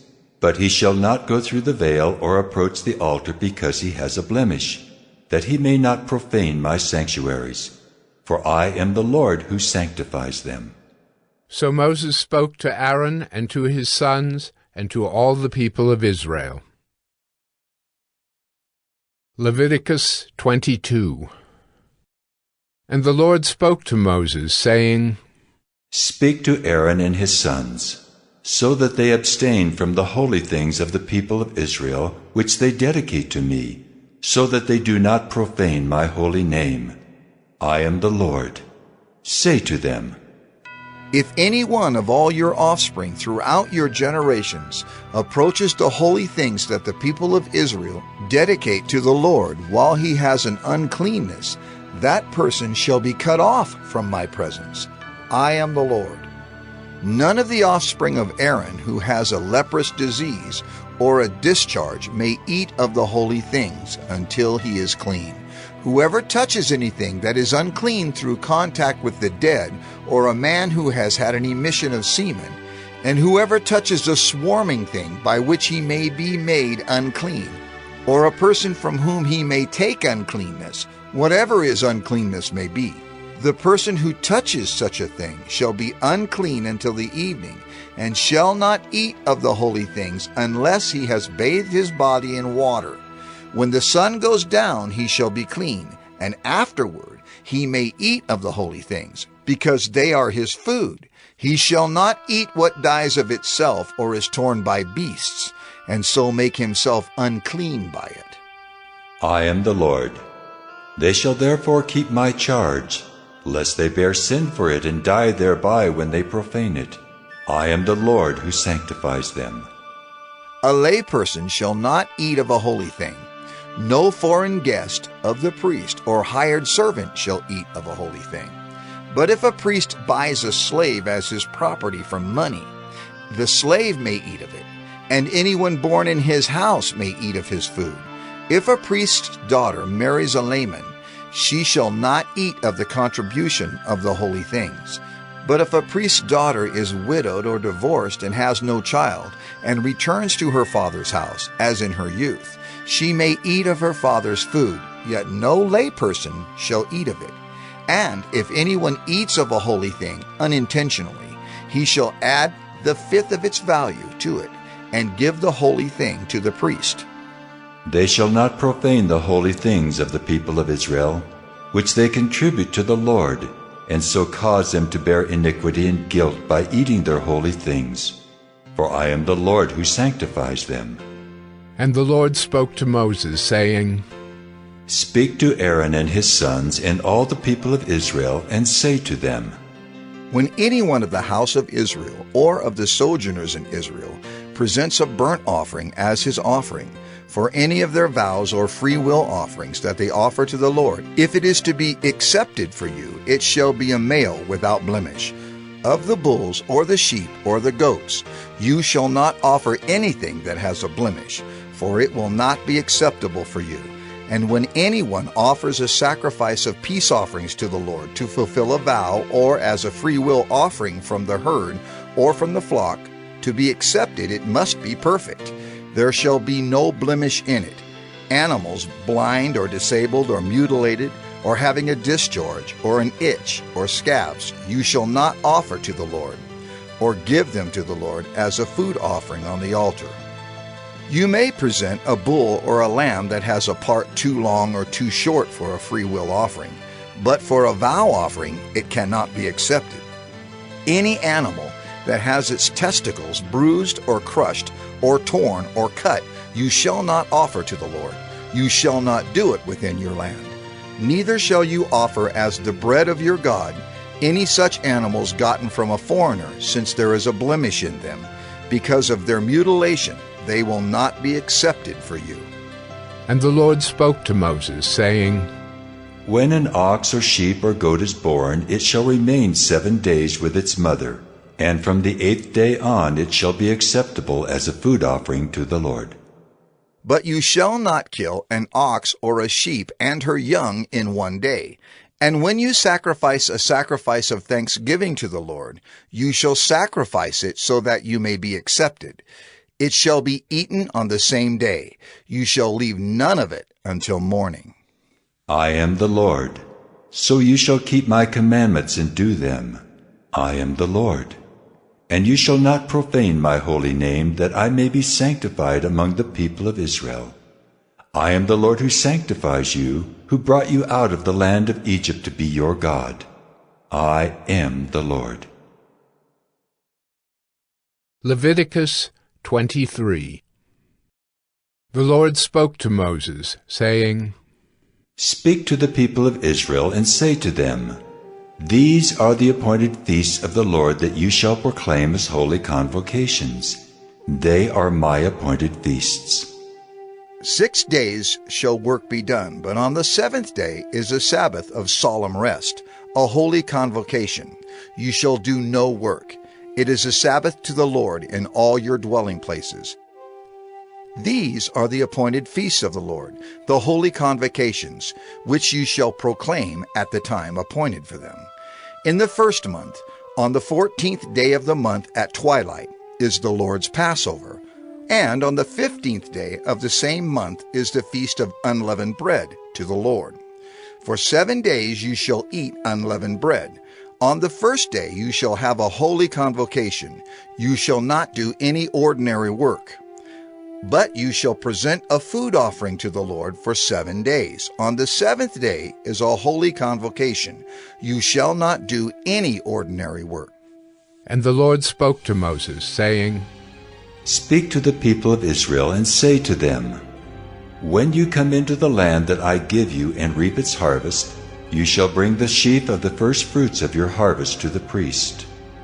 And he shall wave the sheaf before the Lord, so that you may be accepted. On the day after the Sabbath, the priest shall wave it. And on the day when you wave the sheaf, you shall offer a male lamb 1 year old, without blemish, as a burnt offering to the Lord. And the grain offering with it shall be 2/10 of an ephah of fine flour mixed with oil, a food offering to the Lord with a pleasing aroma. And the drink offering with it shall be of wine, 1/4 of a hin. And you shall eat neither bread nor grain, parched or fresh, until this same day, until you have brought the offering of your God. It is a statute forever throughout your generations in all your dwellings. You shall count 7 full weeks from the day after the Sabbath, from the day that you brought the sheaf of the wave offering. You shall count 50 days to the day after the 7th Sabbath.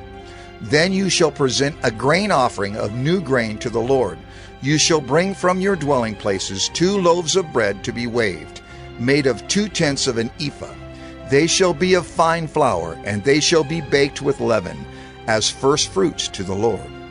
And you shall present with the bread 7 lambs, a year old without blemish, and 1 bull from the herd, and 2 rams. They shall be a burnt offering to the Lord, with their grain offering and their drink offerings, a food offering with a pleasing aroma to the Lord. And you shall offer 1 male goat for a sin offering, and 2 male lambs a year old as a sacrifice of peace offerings. And the priest shall wave them with the bread of the firstfruits as a wave offering before the Lord, with the 2 lambs. They shall be holy to the Lord for the priest. And you shall make proclamation on the same day. You shall hold a holy convocation. You shall not do any ordinary work. It is a statute forever in all your dwelling places throughout your generations. And when you reap the harvest of your land, you shall not reap your field right up to its edge, nor shall you gather the gleanings after your harvest. You shall leave them for the poor and for the sojourner. I am the Lord your God. And the Lord spoke to Moses, saying, Speak to the people of Israel, saying, In the 7th month, on the 1st day of the month, you shall observe a day of solemn rest, a memorial proclaimed with blast of trumpets, a holy convocation. You shall not do any ordinary work, and you shall present a food offering to the Lord.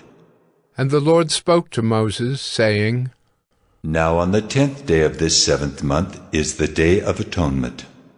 It shall be for you a time of holy convocation, and you shall afflict yourselves, and present a food offering to the Lord, and you shall not do any work on that very day. For it is a day of atonement, to make atonement for you before the Lord your God. For whoever is not afflicted on that very day shall be cut off from his people. And whoever does any work on that very day, that person I will destroy from among his people. You shall not do any work. It is a statute forever throughout your generations in all your dwelling places. It shall be to you a Sabbath of solemn rest, and you shall afflict yourselves on the 9th day of the month, beginning at evening. From evening to evening shall you keep your Sabbath.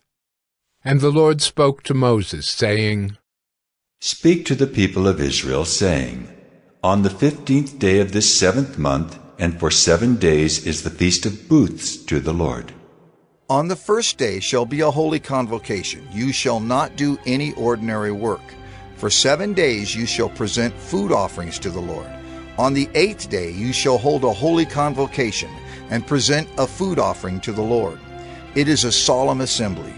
You shall not do any ordinary work. These are the appointed feasts of the Lord, which you shall proclaim as times of holy convocation, for presenting to the Lord food offerings, burnt offerings, and grain offerings, sacrifices and drink offerings, each on its proper day, besides the Lord's Sabbath, and besides your gifts, and besides all your vow offerings, and besides all your free will offerings, which you give to the Lord. On the 15th day of the 7th month, when you have gathered in the produce of the land, you shall celebrate the feast of the Lord 7 days. On the 1st day shall be a solemn rest, and on the 8th day shall be a solemn rest. And you shall take on the 1st day the fruit of splendid trees, branches of palm trees, and boughs of leafy trees, and willows of the brook, and you shall rejoice before the Lord your God 7 days. You shall celebrate it as a feast to the Lord for 7 days in the year. It is a statute forever throughout your generations. You shall celebrate it in the 7th month. You shall dwell in booths for 7 days. All native Israelites shall dwell in booths, that your generations may know that I made the people of Israel dwell in booths when I brought them out of the land of Egypt. I am the Lord your God. Thus Moses declared to the people of Israel the appointed feasts of the Lord. Leviticus 24. The Lord spoke to Moses, saying, Command the people of Israel to bring you pure oil from beaten olives for the lamp, that a light may be kept burning regularly. Outside the veil of the testimony, in the tent of meeting, Aaron shall arrange it from evening to morning before the Lord regularly. It shall be a statute forever throughout your generations. He shall arrange the lamps on the lampstand of pure gold before the Lord regularly. You shall take fine flour and bake 12 loaves from it. 2/10 of an ephah shall be in each loaf. And you shall set them in 2 piles, 6 in a pile, on the table of pure gold before the Lord. And you shall put pure frankincense on each pile, that it may go with the bread as a memorial portion, as a food offering to the Lord. Every Sabbath day Aaron shall arrange it before the Lord regularly. It is from the people of Israel, as a covenant forever. And it shall be for Aaron and his sons, and they shall eat it in a holy place, since it is for him a most holy portion out of the Lord's food offerings, a perpetual due. Now an Israelite woman's son, whose father was an Egyptian, went out among the people of Israel. And the Israelite woman's son and a man of Israel fought in the camp. And the Israelite woman's son blasphemed the name and cursed. Then they brought him to Moses. His mother's name was Shelomith, the daughter of Dibri, of the tribe of Dan. And they put him in custody till the will of the Lord should be clear to them. Then the Lord spoke to Moses, saying, Bring out of the camp the one who cursed, and let all who heard him lay their hands on his head, and let all the congregation stone him. And speak to the people of Israel, saying, Whoever curses his God shall bear his sin. Whoever blasphemes the name of the Lord shall surely be put to death. All the congregation shall stone him. The sojourner as well as the native, when he blasphemes the name, shall be put to death. Whoever takes a human life shall surely be put to death. Whoever takes an animal's life shall make it good, life for life. If anyone injures his neighbor, as he has done, it shall be done to him. Fracture for fracture, eye for eye, tooth for tooth. Whatever injury he has given a person shall be given to him. Whoever kills an animal shall make it good, and whoever kills a person shall be put to death. You shall have the same rule for the sojourner and for the native, for I am the Lord your God. So Moses spoke to the people of Israel, and they brought out of the camp the one who had cursed, and stoned him with stones. Thus the people of Israel did as the Lord commanded Moses. Leviticus 25. The Lord spoke to Moses on Mount Sinai, saying, Speak to the people of Israel and say to them, When you come into the land that I give you, the land shall keep a Sabbath to the Lord. For 6 years you shall sow your field, and for 6 years you shall prune your vineyard and gather in its fruits. But in the 7th year there shall be a Sabbath of solemn rest for the land, a Sabbath to the Lord. You shall not sow your field or prune your vineyard. You shall not reap what grows of itself in your harvest, or gather the grapes of your undressed vine. It shall be a year of solemn rest for the land. The Sabbath of the land shall provide food for you, for yourself and for your male and female slaves, and for your hired servant, and the sojourner who lives with you, and for your cattle and for the wild animals that are in your land. All its yield shall be for food. You shall count 7 weeks of years, 7 times 7 years, so that the time of the 7 weeks of years shall give you 49 years. Then you shall sound the loud trumpet on the 10th day of the 7th month. On the day of atonement you shall sound the trumpet throughout all your land. And you shall consecrate the 50th year, and proclaim liberty throughout the land to all its inhabitants. It shall be a jubilee for you, when each of you shall return to his property, and each of you shall return to his clan. That 50th year shall be a jubilee for you. In it you shall neither sow nor reap what grows of itself, nor gather the grapes from the undressed vines, for it is a jubilee. It shall be holy to you. You may eat the produce of the field. In this year of Jubilee, each of you shall return to his property. And if you make a sale to your neighbor or buy from your neighbor, you shall not wrong one another. You shall pay your neighbor according to the number of years after the Jubilee, and he shall sell to you according to the number of years for crops. If the years are many, you shall increase the price, and if the years are few, you shall reduce the price, for it is the number of the crops that he is selling to you. You shall not wrong one another, but you shall fear your God, for I am the Lord your God. Therefore you shall do my statutes and keep my rules and perform them, and then you will dwell in the land securely. The land will yield its fruit, and you will eat your fill and dwell in it securely. And if you say, What shall we eat in the 7th year, if we may not sow or gather in our crop? I will command my blessing on you in the 6th year, so that it will produce a crop sufficient for 3 years. When you sow in the 8th year, you will be eating some of the old crop. You shall eat the old until the 9th year, when its crop arrives. The land shall not be sold in perpetuity, for the land is mine. For you are strangers and sojourners with me. And in all the country you possess, you shall allow a redemption of the land. If your brother becomes poor and sells part of his property, then his nearest redeemer shall come and redeem what his brother has sold. If a man has no one to redeem it, and then himself becomes prosperous and finds sufficient means to redeem it, let him calculate the years since he sold it, and pay back the balance to the man to whom he sold it, and then return to his property. But if he has not sufficient means to recover it, then what he sold shall remain in the hand of the buyer until the year of Jubilee. In the Jubilee it shall be released, and he shall return to his property. If a man sells a dwelling house in a walled city, he may redeem it within a year of its sale. For a full year he shall have the right of redemption. If it is not redeemed within a full year, then the house in the walled city shall belong in perpetuity to the buyer. Throughout his generations it shall not be released in the Jubilee. But the houses of the villages that have no wall around them shall be classified with the fields of the land. They may be redeemed, and they shall be released in the Jubilee. As for the cities of the Levites may redeem at any time the houses in the cities they possess. And if one of the Levites exercises his right of redemption, then the house that was sold in a city they possess shall be released in the Jubilee. For the houses in the cities of the Levites are their possession among the people of Israel. But the fields of pasture land belonging to their cities may not be sold, for that is their possession forever. If your brother becomes poor and cannot maintain himself with you, you shall support him as though he were a stranger and a sojourner, and he shall live with you.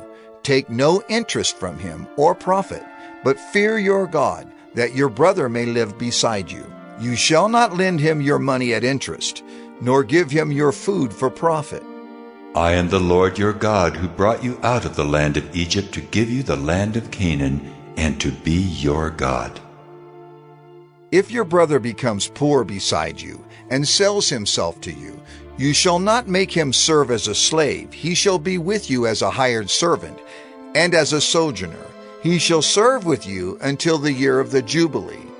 Then he shall go out from you, he and his children with him, and go back to his own clan, and return to the possession of his fathers. For they are my servants, whom I brought out of the land of Egypt. They shall not be sold as slaves. You shall not rule over him ruthlessly, but shall fear your God. As for your male and female slaves whom you may have, you may buy male and female slaves from among the nations that are around you. You may also buy from among the strangers who sojourn with you, and their clans that are with you, who have been born in your land, and they may be your property. You may bequeath them to your sons after you, to inherit as a possession forever. You may make slaves of them, but over your brothers, the people of Israel, you shall not rule, one over another ruthlessly. If a stranger or sojourner with you becomes rich, and your brother beside him becomes poor, and sells himself to the stranger or sojourner with you, or to a member of the stranger's clan, then after he is sold he may be redeemed. One of his brothers may redeem him, or his uncle or his cousin may redeem him, or a close relative from his clan may redeem him. Or if he grows rich, he may redeem himself. He shall calculate with his buyer from the year when he sold himself to him until the year of Jubilee, and the price of his sale shall vary with the number of years. The time he was with his owner shall be rated as the time of a hired servant. If there are still many years left, he shall pay proportionately for his redemption some of his sale price.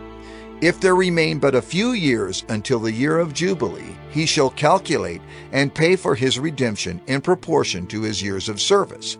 He shall treat him as a servant hired year by year. He shall not rule ruthlessly over him in your sight. And if he is not redeemed by these means, then he and his children with him shall be released in the year of Jubilee.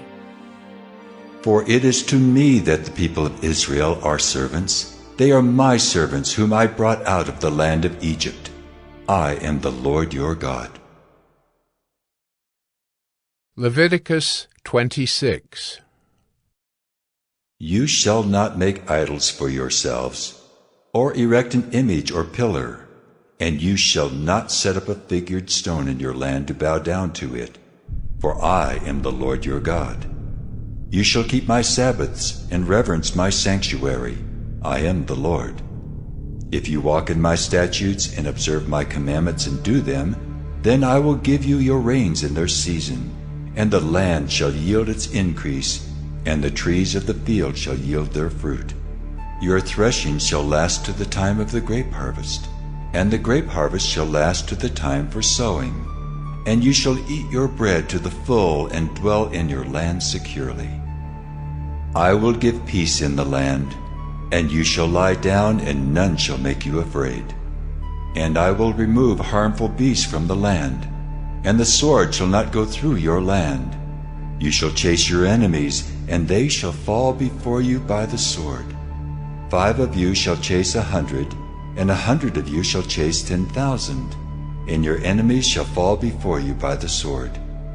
I will turn to you, and make you fruitful, and multiply you, and will confirm my covenant with you. You shall eat old store long kept, and you shall clear out the old to make way for the new. I will make my dwelling among you, and my soul shall not abhor you. And I will walk among you, and will be your God, and you shall be my people. I am the Lord your God, who brought you out of the land of Egypt, that you should not be their slaves. And I have broken the bars of your yoke, and made you walk erect. But if you will not listen to me, and will not do all these commandments, if you spurn my statutes, and if your soul abhors my rules, so that you will not do all my commandments, but break my covenant, then I will do this to you. I will visit you with panic, with wasting disease and fever that consume the eyes and make the heart ache. And you shall sow your seed in vain, for your enemies shall eat it. I will set my face against you, and you shall be struck down before your enemies. Those who hate you shall rule over you, and you shall flee when none pursues you. And if in spite of this you will not listen to me, then I will discipline you again 7-fold for your sins. And I will break the pride of your power, and I will make your heavens like iron, and your earth like bronze. And your strength shall be spent in vain, for your land shall not yield its increase, and the trees of the land shall not yield their fruit. Then if you walk contrary to me, and will not listen to me, I will continue striking you 7-fold for your sins, and I will let loose the wild beasts against you, which shall bereave you of your children, and destroy your livestock, and make you few in number, so that your roads shall be deserted. And if by this discipline you are not turned to me, but walk contrary to me, then I also will walk contrary to you, and I myself will strike you sevenfold for your sins. And I will bring a sword upon you, that shall execute vengeance for the covenant. And if you gather within your cities, I will send pestilence among you, and you shall be delivered into the hand of the enemy. When I break your supply of bread, 10 women shall bake your bread in a single oven, and shall dole out your bread again by weight, and you shall eat and not be satisfied. But if in spite of this you will not listen to me, but walk contrary to me, then I will walk contrary to you in fury, and I myself will discipline you sevenfold for your sins. You shall eat the flesh of your sons, and you shall eat the flesh of your daughters, and I will destroy your high places, and cut down your incense altars, and cast your dead bodies upon the dead bodies of your idols, and my soul will abhor you. And I will lay your cities waste, and will make your sanctuaries desolate, and I will not smell your pleasing aromas. And I myself will devastate the land, so that your enemies who settle in it shall be appalled at it. And I will scatter you among the nations, and I will unsheath the sword after you. And your land shall be a desolation, and your cities shall be a waste. Then the land shall enjoy its Sabbaths, as long as it lies desolate, while you are in your enemy's land. Then the land shall rest and enjoy its Sabbaths. As long as it lies desolate, it shall have rest, the rest that it did not have on your Sabbaths when you were dwelling in it. And as for those of you who are left, I will send faintness into their hearts in the lands of their enemies. The sound of a driven leaf shall put them to flight, and they shall flee as one flees from the sword, and they shall fall when none pursues. They shall stumble over one another, as if to escape a sword, though none pursues. And you shall have no power to stand before your enemies, and you shall perish among the nations, and the land of your enemies shall eat you up. And those of you who are left shall rot away in your enemies' lands, because of their iniquity, and also because of the iniquities of their fathers. They shall rot away like them. But if they confess their iniquity, and the iniquity of their fathers, in their treachery that they committed against me, and also in walking contrary to me, so that I walked contrary to them, and brought them into the land of their enemies, if then their uncircumcised heart is humbled, and they make amends for their iniquity, then I will remember my covenant with Jacob, and I will remember my covenant with Isaac, and my covenant with Abraham, and I will remember the land. But the land shall be abandoned by them, and enjoy its Sabbaths, while it lies desolate without them. And they shall make amends for their iniquity, because they spurned my rules, and their soul abhorred my statutes. Yet for all that, when they are in the land of their enemies, I will not spurn them, neither will I abhor them so as to destroy them utterly, and break my covenant with them, for I am the Lord their God. But I will for their sake remember the covenant with their forefathers, whom I brought out of the land of Egypt in the sight of the nations, that I might be their God.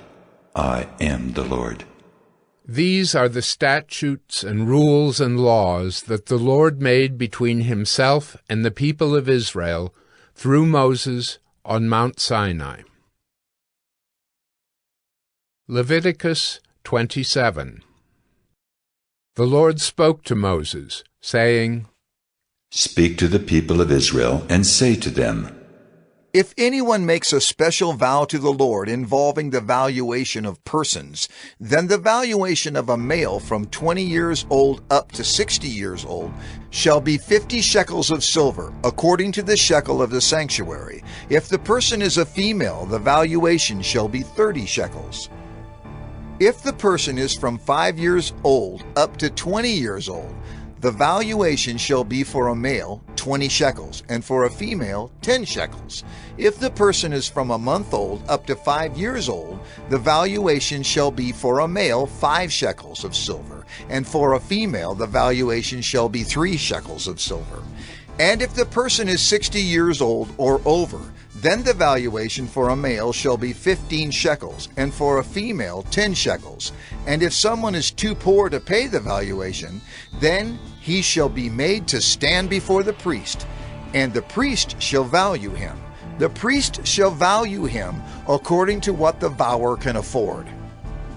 If the vow is an animal that may be offered as an offering to the Lord, all of it that he gives to the Lord is holy. He shall not exchange it or make a substitute for it, good for bad or bad for good. And if he does in fact substitute one animal for another, then both it and the substitute shall be holy. And if it is any unclean animal that may not be offered as an offering to the Lord, then he shall stand the animal before the priest, and the priest shall value it as either good or bad. As the priest values it, so it shall be. But if he wishes to redeem it, he shall add a fifth to the valuation. When a man dedicates his house as a holy gift to the Lord, the priest shall value it as either good or bad. As the priest values it, so it shall stand. And if the donor wishes to redeem his house, he shall add a fifth to the valuation price, and it shall be his. If a man dedicates to the Lord part of the land that is his possession, then the valuation shall be in proportion to its seed. A homer of barley seed shall be valued at 50 shekels of silver.